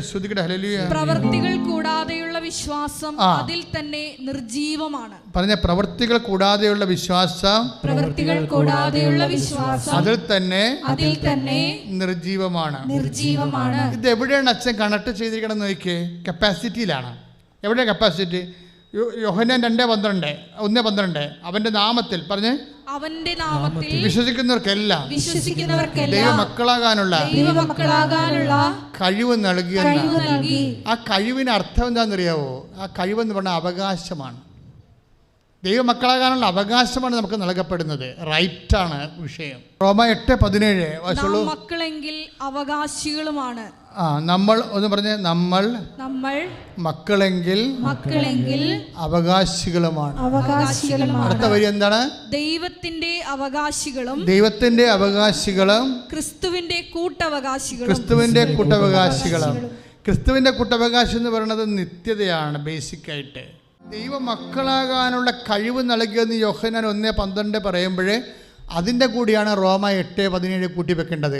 അവിടെ കഴിവെന്നുള്ളത് അവകാശമാണ്. മനസ്സിലായില്ലേ? ഉടമ്പടി എന്ന് പറയുന്നത് വാഗ്ദാനത്തെ അവകാശമാക്കുന്ന പ്രാർത്ഥനയാണ്. 1 പത്രോസ് 3:9 അനുഗ്രഹം അവകാശമാക്കുന്നതിന് വേണ്ടി അനുഗ്രഹം അവകാശമാക്കുന്നതിന് വേണ്ടി വിളിക്കപ്പെട്ടിരിക്കുന്നവരാണല്ലോ നിങ്ങൾ. വിളിക്കപ്പെട്ടിരിക്കുന്നവരാണോ നമ്മൾ. Praise the Lord. മനസ്സിലായില്ലേ? അതായത് ഈ ഉടമ്പടി വഴിയാണ് അനുഗ്രഹം അവകാശമാക്കുന്നത്. അത് ചൊല്ലണ പ്രാർത്ഥനാ രീതിയല്ല, ചെയ്യുന്ന പ്രാർത്ഥനാ രീതിയാണ്. അതാണ് 1 കൊരിന്ത്യർ 15:10 എല്ലാവരെയും കൂടെ ഞാൻ അധ്വാനിച്ചു, ഞാനല്ല എന്നിലുള്ള ദൈവകൃപ. നമ്മുടെ ദൈവകൃപ എന്ന് പറഞ്ഞാൽ എന്താണ്? 2 കൊരിന്ത്യർ എഫേസ്യസ് 2:8 വിശ്വാസം വഴി കൃപയാലാണ് നിങ്ങൾ രക്ഷിക്കപ്പെട്ടത്. അത് നിങ്ങൾ നേടിയെടുത്തതല്ല, ദൈവത്തിന്റെ ദാനമാണ്. Praise the Lord. കൃപയാലാണ് നമ്മൾ രക്ഷിക്കപ്പെട്ടത്. കൃപ ദൈവത്തിൻ്റെ ദാനമാണ്, നേടിയെടുത്തതല്ല. അതാണ് നോട്ട് ബൈ മെറിറ്റ്. നമ്മൾ നേടിയെടുക്കാത്തത് അവകാശമാക്കുകയാണ് ഉടമ്പടിയിൽ. മനസ്സിലായില്ലേ? ഇതാണ് ഉടമ്പടിയുടെ ഒരു രീതി. നമുക്ക് ഉള്ളൊരു മെറിറ്റാണ്. നമുക്ക് ഇപ്പം നമുക്ക് 65% മാർക്ക് 70% മാർക്ക് എന്നൊക്കെ പറയുമ്പോൾ അവർ ഉപരിപഠനത്തിന് പോണില്ല. എന്താ കാര്യം? അവർക്ക് മെറിറ്റ് ഇല്ലെന്ന് അവർക്കറിയാം. പക്ഷേ ചില ആൾക്കാർ സാക്ഷ്യം പറഞ്ഞ എന്ത് വിധത്തിലാണ്? 65% മാർക്കുള്ള മാർക്ക് ഉന്നത വിദ്യാഭ്യാസ അഡ്മിഷൻ കിട്ടി സാക്ഷ്യം പറഞ്ഞിട്ടുണ്ട് ഇവിടെ. അതെന്താണ് സംഭവിച്ചിരിക്കുന്നത്? അത് നേടിയെടുത്തതല്ല, മെറിറ്റിലല്ല. എഫേസ്യൻസ് 2:8 അനുസരിച്ച് കൃപയാലാണ്. ഇപ്പം അവരുടെ വിഷയം എന്താണ്? നമ്മളുടെ ഗ്രീനി പറഞ്ഞിരിക്കുന്ന ശ്രുതിക്കട്ടെ മക്കളെ, പേര് മറന്നുപോയി. ശ്രുതിക്കട്ടെ 5 മാസം കൊണ്ട് കിട്ടേണ്ട COS 5 ദിവസം കൊണ്ട് കിട്ടിയതിനെക്കുറിച്ച് അവരുടെ കാറാണല്ലോ മാതാവ് തിരിച്ചു വിട്ടത്. ഗൂഗിള് പ്രോഗ്രാം ചെയ്ത് വെച്ച് മൂവാറ്റുപുഴ വഴി പോകേണ്ട സംഭവത്തെ മാതാവ് റീപ്രോഗ്രാം ചെയ്തിട്ട് ആലപ്പുഴ വരെ ആക്കി. അപ്പോഴവർ അത് മനസ്സിലാക്കി, അമ്മ ഞങ്ങളെ വിളിക്കണമെന്ന് മനസ്സിലാക്കി. എങ്കിലും അമ്മയെ വന്ന് കണ്ടിട്ട് പോകാമെന്ന് പറഞ്ഞ്, അതുകൊണ്ടാണ് ആ ഷോർട്ട് ചെയ്തിരിക്കുന്നത്, ടൈം ഷോർട്ട് ചെയ്തിരിക്കുന്നത്. 5 മാസത്തെ COS 5 ദിവസം കൊണ്ട് വരണത് ടൈം ഷോർട്ടിങ്ങാണ്. ഈ ടൈം ഷോർട്ട് സംഭവിക്കുന്നത് നോട്ട് ബൈ മെറിറ്റാണ്, മെറിറ്റ് അനുസരിച്ചല്ല. പിന്നെ എന്താണ്? ബട്ട് ബൈ ഗ്രേസാണ്. ഇത് അധ്വാനത്തിൻ്റെ ഭാഗമായിട്ട് വന്നിരിക്കുന്നതാണ്. ഈ മെറിറ്റെന്ന് വെച്ചാൽ മെറിറ്റിലല്ലാതെ നമ്മുടെ ഗ്രേസിലാണ് ദൈവം വർക്ക് ചെയ്യണമെന്നുള്ളതിന് നമുക്ക് വാഗ്ദാനമുണ്ട്. ആ വാഗ്ദാനമുള്ളത് 61:2 അന്ന് അത്. പക്ഷേ ഗ്രീനി അത് സാക്ഷ്യത്തിൽ പറയുന്നുണ്ട്. അവിടെ സാക്ഷ്യം കുറച്ച് എഡ്യൂക്കേറ്റഡ് സാക്ഷ്യമാണ്. കാര്യം അവർ പറയുന്നത് എന്താണ്, ഈ COS 5 ദിവസത്തിനുള്ളിൽ കിട്ടുമ്പോഴേ ഇത് സാക്ഷ്യപ്പെടുത്താൻ വേണ്ടി അവർ പറയുന്നതിന് ഉപയോഗിക്കുന്ന ഒരു സങ്കീർത്തനമുണ്ട്. അത് സങ്കീർത്തനം 61 61:2 വായിച്ച്. സങ്കീർത്തനം 61:2 ശ്രുതിക്കട്ടെ ഹൃദയം തകർന്ന അവസ്ഥയിൽ ഒന്ന് പറഞ്ഞേ. ഹൃദയം തകർന്ന അവസ്ഥയിൽ ഞാൻ ഭൂമിയുടെ അതിർത്തിയിൽ നിന്ന് അവിടുത്തോട് വിളിച്ചപേക്ഷിക്കുന്നു. നിങ്ങൾ എല്ലാവരും ഒന്ന് പ്രാർത്ഥിക്കുക. ഈശോയുടെ മുമ്പിലാണ് ഇരിക്കണമെന്ന് ഓർമ്മ വെച്ച് പ്രാർത്ഥിക്കുക. നിങ്ങളുടെ ജീവിത അവസ്ഥകൾ സമർപ്പിച്ചുകൊണ്ട് പ്രാർത്ഥിക്കുക. കൈ നെഞ്ചത്ത് വെച്ച് പ്രാർത്ഥിക്കുക. അച്ഛൻ പറഞ്ഞു തരാം. ഹൃദയം തകർന്ന അവസ്ഥയിൽ സങ്കീർത്തനം 21:2 ഹൃദയം തകർന്ന അവസ്ഥയിൽ ഞാൻ ഭൂമിയുടെ അതിർത്തിയിൽ നിന്ന് അവിടുത്തോട് വിളിച്ചപേക്ഷിക്കുന്നു. ഭൂമിയുടെ അതിർത്തിയിൽ നിന്ന് വിളിച്ചപേക്ഷിക്കുകയാണ്. എന്ന് വെച്ചാൽ ഇവിടെ അണ്ടാർട്ടിക്കയുന്ന അതല്ല ഉദ്ദേശിക്കുന്നത്. നിന്റെ നടപ്പിൻ്റെ വഴി തീർന്നിരിക്കുകയാണ്. ഇനി നടക്കാൻ വഴിയില്ല നിനക്ക്. ഇനി കൈ നീട്ടാൻ ആളില്ലെന്ന് പറയത്തില്ല. ജപ്തിയാണ് വന്നിരിക്കണ അച്ഛാ, ഇനി കൈ നീട്ടാൻ ആളില്ല. എൻ്റെ ഭൂമിയുടെ അതിർത്തി ഞാൻ എത്തിയിരിക്കുകയാണ്. മനസ്സിലായില്ലേ? നിങ്ങൾക്ക് ക്യാൻസർ 4th സ്റ്റേജാണ്. നിങ്ങൾ വീട്ടിൽ കൊണ്ടുപോയിക്കൊള്ളാൻ പറഞ്ഞില്ലേ? ആ വീട്ടിൽ കൊണ്ടുപോകാൻ പറ്റിയ ആ ചേട്ടൻ അവളുടെ ഭാര്യയുടെ അനിയത്തിനെ വിളിച്ച് സംസാരിക്കുമ്പോൾ, നീ എന്നെ വന്ന് എന്നെ കാണുന്നില്ലേ? എല്ലാവരും വന്ന് എന്നെ കാണുന്നല്ലോ. കൊച്ചാ ഞാൻ വരുമ്പോൾ അമ്മ എൻ്റെ കൂടെ ഉണ്ടാവും. ഞാൻ മാതാവിനെയും കൊണ്ടേ വരത്തുള്ളൂ. കാര്യം എന്താണ്? ആ മനുഷ്യൻ ഭൂമിയുടെ അതിർത്തി നിൽക്കുകയാണ്. അയാളുടെ ഭൂമിയുടെ അതിർത്തി നിൽക്കുകയാണ്. അയാൾക്ക് ഇനി അടുത്ത ചുവടിലേക്ക് ഈ ഭൂമിയിൽ നിന്ന് പോകും. അതുകൊണ്ട് അതാണ് സങ്കീർത്തനം പറയണത്. എന്താണ്? ഇവൾ ചെന്ന് ഉടമ്പടി തൈലം തേച്ച ഉടനെ ഈ മനുഷ്യൻ ചിരിക്കാൻ തുടങ്ങും. പിറ്റേ ദിവസം ആശുപത്രിയിൽ പോകുമ്പോൾ ഡോക്ടർ പറയും, ഇപ്പം കുഴപ്പമൊന്നുമില്ല എന്ന് പറഞ്ഞാൽ. അതാണ് ഞാൻ ഭൂമിയുടെ അതിർത്തി എന്ന് പറയണത്. നിനക്കിനി കൈ നീട്ടാൻ ആളില്ല, നിനക്കിനി കാലെടുത്ത് വെക്കാൻ ഇടമില്ല. അതാണ് സങ്കീർത്തനം 61. ഇതാണ് അന്ന് ഈ ഗ്രീനി പറഞ്ഞ സാക്ഷ്യത്തിൻ്റെ ഒരു കൊട്ടച്ചിത വചനങ്ങൾ. എന്താണത്? സങ്കീർത്തനം 61:2 ഒന്ന് പറഞ്ഞ്. ഹൃദയം തകർന്ന് ഞാൻ ഭൂമിയുടെ അതിർത്തിയിൽ നിന്ന് അവിടുത്തോട് വിളിച്ചപേക്ഷിക്കുന്നു. എനിക്ക് അപ്രാപ്യമായ പാറയിൽ എന്നെ കയറ്റി നിർത്തണമേ. എന്താണ്? എനിക്ക് മെറിറ്റില്ലാത്ത സ്ഥലത്തെ. അതാണ് പ്രശ്നമല്ല. അതിനെ പറഞ്ഞത് എനിക്ക് സങ്കീർത്തനം 61:2 എനിക്ക് അപ്രാപ്യമായ പാറയിൽ ഒന്ന് പറഞ്ഞേ. എനിക്ക് അപ്രാപ്യമായ പാറയിൽ എന്നെ കയറ്റി നിർത്തണമേ. അപ്പൊ ദൈവത്തിന്റെ പണി എന്താണ്? നമുക്ക് മെറിറ്റില്ലാത്ത സ്ഥലത്ത് നമ്മളെ കൈ തന്ന് ഉയർത്തി നിർത്തും. കൈ അടിച്ച് കർത്താനുള്ളവരെ, രോഗമുള്ളവരെ, കന്നുകാലികളുടെ രോഗം വരെ ഇപ്പോഴും പ്രാർത്ഥനയുടെ വിഷയമാണ്. കർത്താവ് അതിൻ്റെ സൂചന നൽകുന്നുണ്ട്. അതുകൊണ്ട് അതൊന്നും പ്രാർത്ഥിക്കാണ്ടിരിക്കരുത്. ചിലപ്പോൾ അതുകൊണ്ടായിരിക്കും നീ ജീവിക്കണത്.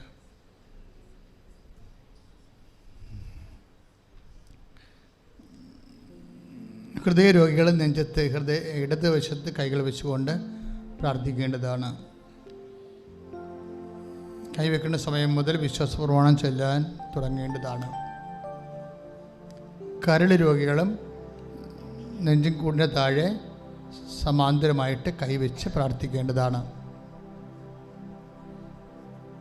ബൈബിളിൻ്റെ പ്രധാനപ്പെട്ട വെളിപാടുകളിലൊന്നാണ് കൈവെപ്പ് പ്രാർത്ഥന. അതിൻ്റെ ഭാഗമായിട്ടാണ് നമ്മൾ കൈവെക്കുന്നത്. ഉടമ്പടിയുടെ ഒരു ആചാരവട്ടമാണ് കൈവെപ്പ്. എബ്രഹാം പോലും ഇസഹാക്കിന് ജീവിത പങ്കാളിയെ തിരക്കി പോകുമ്പോഴും തുടയിൽ കൈവെപ്പിച്ച് പ്രാർത്ഥിച്ചിട്ടാണ് വിടുന്നത്. കൈവെപ്പ് ദൈവത്തിൻ്റെ പരമാധികാരം അംഗീകരിച്ചുകൊണ്ട് നമ്മുടെ വിശ്വസ്തത ഏറ്റുപറയുന്ന, വിശ്വാസത്തെക്കാൾ ഉപരി കൈവെപ്പ് ഉദ്ദേശിക്കുന്ന വിശ്വസ്തതയാണ്. ആ ദാസനോട് വിശ്വസ്തത വാഗ്ദാനം ചെയ്യാനാണ് പറയണത്. അബ്രഹാം പറഞ്ഞു കൊടുക്കണത്, പെണ്ണ് കിട്ടിയില്ലെങ്കിൽ കുഴപ്പമില്ല, എൻ്റെ ചാർച്ചക്കാരിൽ നിന്ന് മാത്രമേ, അതേ വിശ്വാസത്തിൽ മാത്രമേ എടുക്കാവൂ എന്ന് പറഞ്ഞാണ് വിടുന്നത്. അത് അങ്ങനെ ചെയ്യത്തുള്ളെന്ന് പറഞ്ഞ് വിശ്വസ്തതയുടെ ഭാഗമായിട്ടാണ് കൈവച്ച് പ്രാർത്ഥിക്കണത് തുടയിൽ. അതൊരു വിശ്വാസിയുടെ നിലപാടിൻ്റെ വിഷയമാണ്.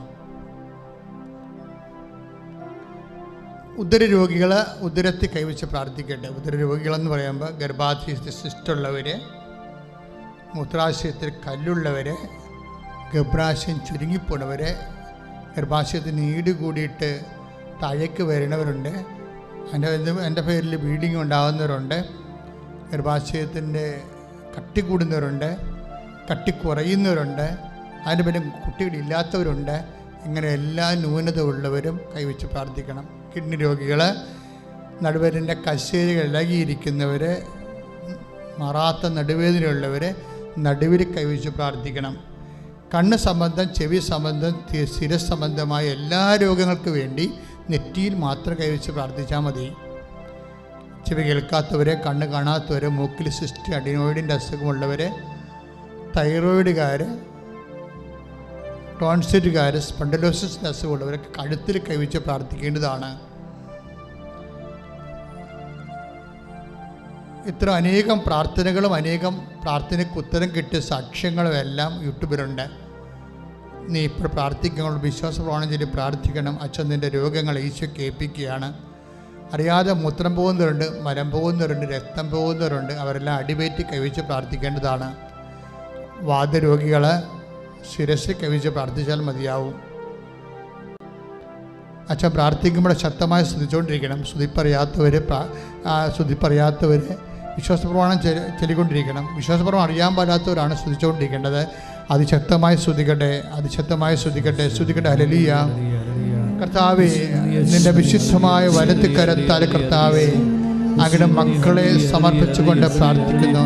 കർത്താവേ, നിന്റെ വിശുദ്ധമായ വലത്ത് കരത്താൽ ഓരോ മകനെയും മകളെയും കർത്താവേ നീ സ്പർശിക്കണമെന്ന് പ്രാർത്ഥിക്കുന്നു. കർത്താവേ, ഈശോ അപമാതാവ് ജീവനോടെ എഴുന്നള്ളി വസിച്ച് പ്രത്യക്ഷപ്പെട്ട ഈ സ്ഥലം, അതിനേക്കാൾ എല്ലാം ഉയരത്തിലെ പരിശുദ്ധ കുർബാന ജീവനോടെ എഴുന്നള്ളിയിരിക്കുന്ന ഈ സ്ഥലം കർത്താവേ, 36 കൊല്ലം ഞാൻ അർപ്പിച്ച കുർബാനയുടെ ശക്തിയാൽ കർത്താവേ, അതിനേക്കാൾ 10-40 കൊല്ലം ഈ സഭയിൽ ചെയ്തിട്ടുള്ള വിശ്വാസം അർപ്പിച്ചിട്ടുള്ള ശുശ്രൂഷകളുടെ ശക്തിയാൽ കർത്താവേ, ഓരോ മകനെയും മകളെയും ഉടമ്പടി എടുത്തവരെയും എടുക്കാൻ പോകുന്നവരെയും പുതുക്കാൻ പോകുന്നവരെയും വിസർപ്പ രോഗികളെ സ്പർശിക്കണമേ, സ്പോണ്ടിലോസ് രോഗികളെ സ്പർശിക്കണമേ, ത്വരിക്ക് കളർ മാറ്റം വരുന്ന സ്പർശിക്കണം, അലർജി രോഗികളെ സ്പർശിക്കണമേ, ശ്വാസകോശ രോഗികളെ സ്പർശിക്കണമേ, ഹൃദയ രോഗികളെ സ്പർശിക്കണമേ, ഹൃദയ കരള രോഗികളെ സ്പർശിക്കണമേ. കർത്താവേ, ശരീരത്തിൽ മുഴയുള്ളവരെ, ക്യാൻസർ രോഗികളെ, ശരീരത്തിൽ മുഴയുള്ളവർ, കർത്താവെ നിൽക്കാൻ പറ്റാത്തവർ, കർത്താവെ ആണിയുള്ളവർ, കർത്താവെ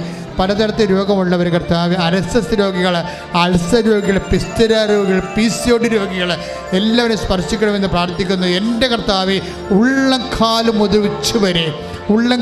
മുതൽ ഉച്ചവരെ കർത്താവിൻ്റെ രക്തം നിറയട്ടെ. ഉള്ളംകാലം മുതൽ ഉച്ചവരെ കർത്താവിൻ്റെ രക്തം നിറയട്ടെ. ഉറക്കമില്ലാത്തവർ, പ്രഷർ രോഗികൾ, ഷുഗർ രോഗികൾ, കർത്താവ് കൈയും കാലും അനക്കാൻ പറ്റാത്തവർ, നടക്കാൻ പറ്റാത്തവർ, നടക്കുമ്പോൾ കിതക്കുന്നവർ, സ്റ്റെപ്പ് കയറാൻ പറ്റാത്തവർ, യേശുവിൻ്റെ നാമത്തിൽ സൗഖ്യം പ്രാപിക്കട്ടെ.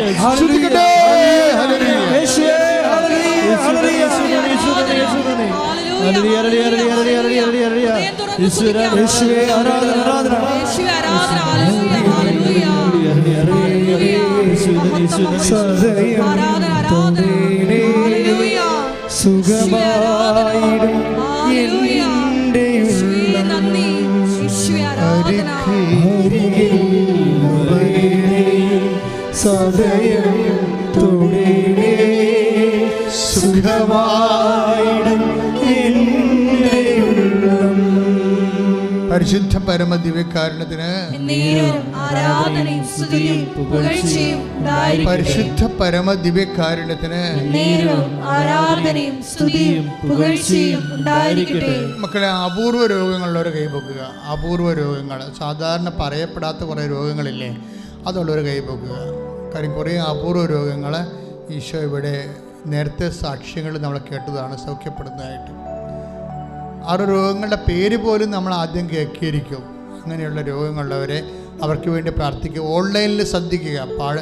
ആരാധന കൂടുന്ന ഓൺലൈനിൽ അപൂർവ രോഗങ്ങളുള്ളവരുടെ അവരെ രണ്ട് കൈയും കർത്താവ് ഇങ്ങനെ സ്വസ്തിക പോലെ എടുത്ത് ഫുൾ ബോഡി ദൈവത്തെ സമർപ്പിച്ചുകൊണ്ട് സ്തുതിക്കട്ടെ, സ്തുതിക്കട്ടെ, സ്തുതിക്കട്ടെ.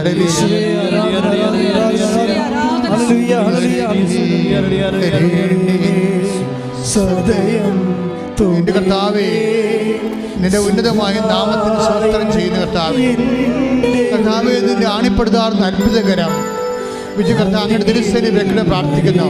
എൻ്റെ കർത്താവിൻ്റെ ഉന്നതമായ നാമത്തിൽ, എൻ്റെ കർത്താവിൻ്റെ ഉന്നതമായ നാമത്തിൽ, സഭയുടെ അധികാരത്തിൽ, കുരിശിൻ്റെ അടയാളത്തിൽ ദൈവത്തിൻ്റെ ശക്തിയാൽ മാരക രോഗങ്ങള്, തീരാവേദികള് യേശുവിന്റെ നാമത്തില് മാറിപ്പോകട്ടെ.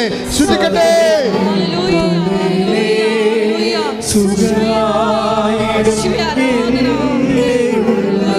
അരികിൽ വരണമേ, അരികിൽ വരണേ, സദയം തൊടേണേ, സുഖമായിരം എൻ്റെ ഉള്ളം. മക്കളില്ലാത്തവരെ അടിവയറ്റി കൈവെക്കേണ്ടതാണ്. എത്ര കൊല്ലമായാലും കുഴപ്പമില്ല. ഉടമ്പടിയുടെ ഒരു വ്യാപ്തി എന്ന് പറയുന്നത് വലിയ വ്യാപ്തിയാണ്, സാധാരണ പ്രാർത്ഥനയേക്കാൾ.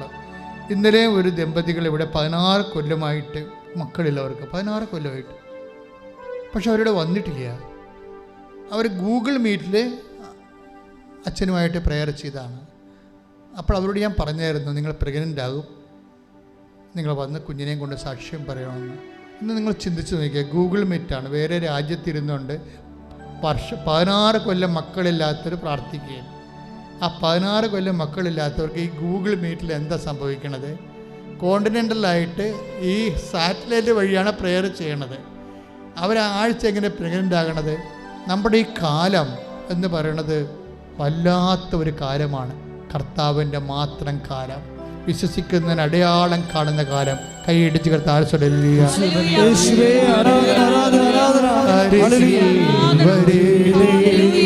സദയം തൊടേണേ, സുഖമായിരം എൻ്റെ ഉള്ളം. അരികിൽ വരണമേ, അരികിൽ വരണേ, സദയം തൊടേണേ, സുഖമായിരം എൻ്റെ ഉള്ളം. ഓക്കെ, കൈ അടിവയറ്റിൽ കൈവെക്കുക. മക്കളില്ലാത്തവർ ശ്രദ്ധിക്കുക. കൃപാസനത്തിൻ്റെ പ്രാർത്ഥനയിലെ ഒരു പ്രത്യേകത നമ്മൾ കേട്ട സാക്ഷ്യങ്ങളുടെ നിന്നൊക്കെ മനസ്സിലാകുന്നതാണ്. ഇപ്പം മകളിവിടെ ഇല്ലെന്ന് വിചാരിച്ചോ, മകൾക്ക് ഇതിനെക്കുറിച്ച് അറിയത്തില്ല. അമ്മയാണുണ്ടെങ്കിൽ നിങ്ങളുടെ അമ്മ അവളുടെ വയറാണെന്ന് പറഞ്ഞിട്ട് അമ്മയുടെ വയറ്റിൽ കൈവച്ചിട്ട് വിശ്വാസം പ്രഖ്യാപിക്കാം. എന്നിട്ട് പറയണം, മകളുടെ വയറിൽ അമ്മയെ ഇപ്പോൾ പരിശുദ്ധമേ ദേവമാതാവേ ഇപ്പോഴും എൻ്റെ മകളുടെ വയറിൽ തുടരണമെന്ന് പ്രാർത്ഥിക്കാം. അപ്പോൾ മക്കളില്ലാത്തവർ പ്രാർത്ഥിക്കുക. മക്കളുടെ ഉടമ്പടിയുടെ മെയിനായിട്ടുള്ള വാഗ്ദാനങ്ങൾ ഒന്നാണ്. അതാണ് നമുക്കത് കിട്ടണതിൻ്റെ കാരണം. എല്ലാ മേഖലകളിലും വാഗ്ദാനം കൊടുക്കുമ്പോൾ മകൻ, പിന്നെ ജീവിതം, പിന്നെ ലാൻഡ്, പിന്നെ വീട്, ഇതൊക്കെ ബേസിക് ആയിട്ടുള്ള പ്രോമിസാണ്. അപ്പം അതുകൊണ്ട് ഒരിക്കലും മിസ്സാകത്തില്ല.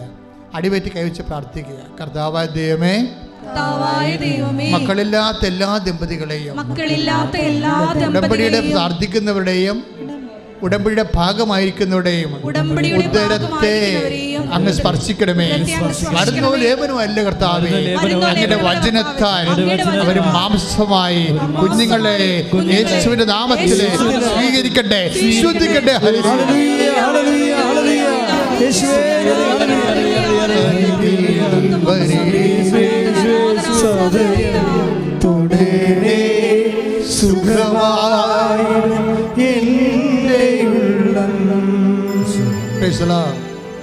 നമ്മളെ സാക്ഷ്യങ്ങളെ പരിശോധിക്കുമ്പോൾ അമ്മ ഒത്തിരി പേര് ഈ കോവിഡിൻ്റെ കാലത്ത് പകുതി കുടുംബങ്ങളും തകർന്നു പോയിരിക്കുകയാണ്. അതുകൊണ്ട് തന്നെയാണ് നമ്മൾ അമ്മയുടെ മുമ്പിൽ നിന്ന് മാറാതെ നിൽക്കുന്നതിൻ്റെ കാരണം. പലതും പലർക്കും രണ്ടാമത് ചെയ്യാൻ പറ്റാത്തതാണ്. ദൈവം തന്നെ മെറിറ്റില്ലാതെ ഉള്ള അവസ്ഥയാണ്. നോട്ട് ബൈ മെറിറ്റ്, ഗ്രേസിലേ വർക്ക് ചെയ്യത്തുള്ളൂ. ഇപ്പം നമുക്ക് 2 കോടി കടമുണ്ട്, അല്ലെങ്കിൽ 50 ലക്ഷം കടമുണ്ട്, ഒരു തുണ്ട് ഭൂമി പോലും വിൽക്കാൻ പോലും ഇല്ല. അപ്പം മെറിറ്റില്ലെന്നില്ല എൻ്റെ അർത്ഥം. പിന്നെ നമുക്ക് ജീവിക്കണ്ടേ? ദൈവമല്ലേ നമ്മളെ ജീവിപ്പിക്കേണ്ടത്, പിന്നെ വേറെ ആരാ ജീവിപ്പിക്കേണ്ടത്? കടമുള്ളവർ കൈപൊക്കുക. ശ്രദ്ധിക്കട്ടെ.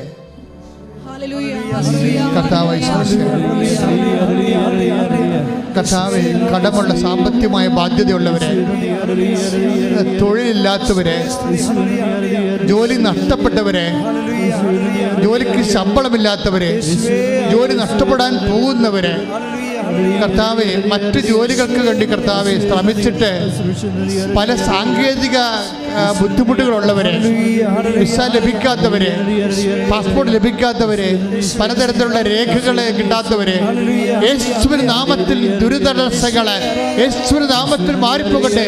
ശ്രദ്ധിക്കട്ടെ.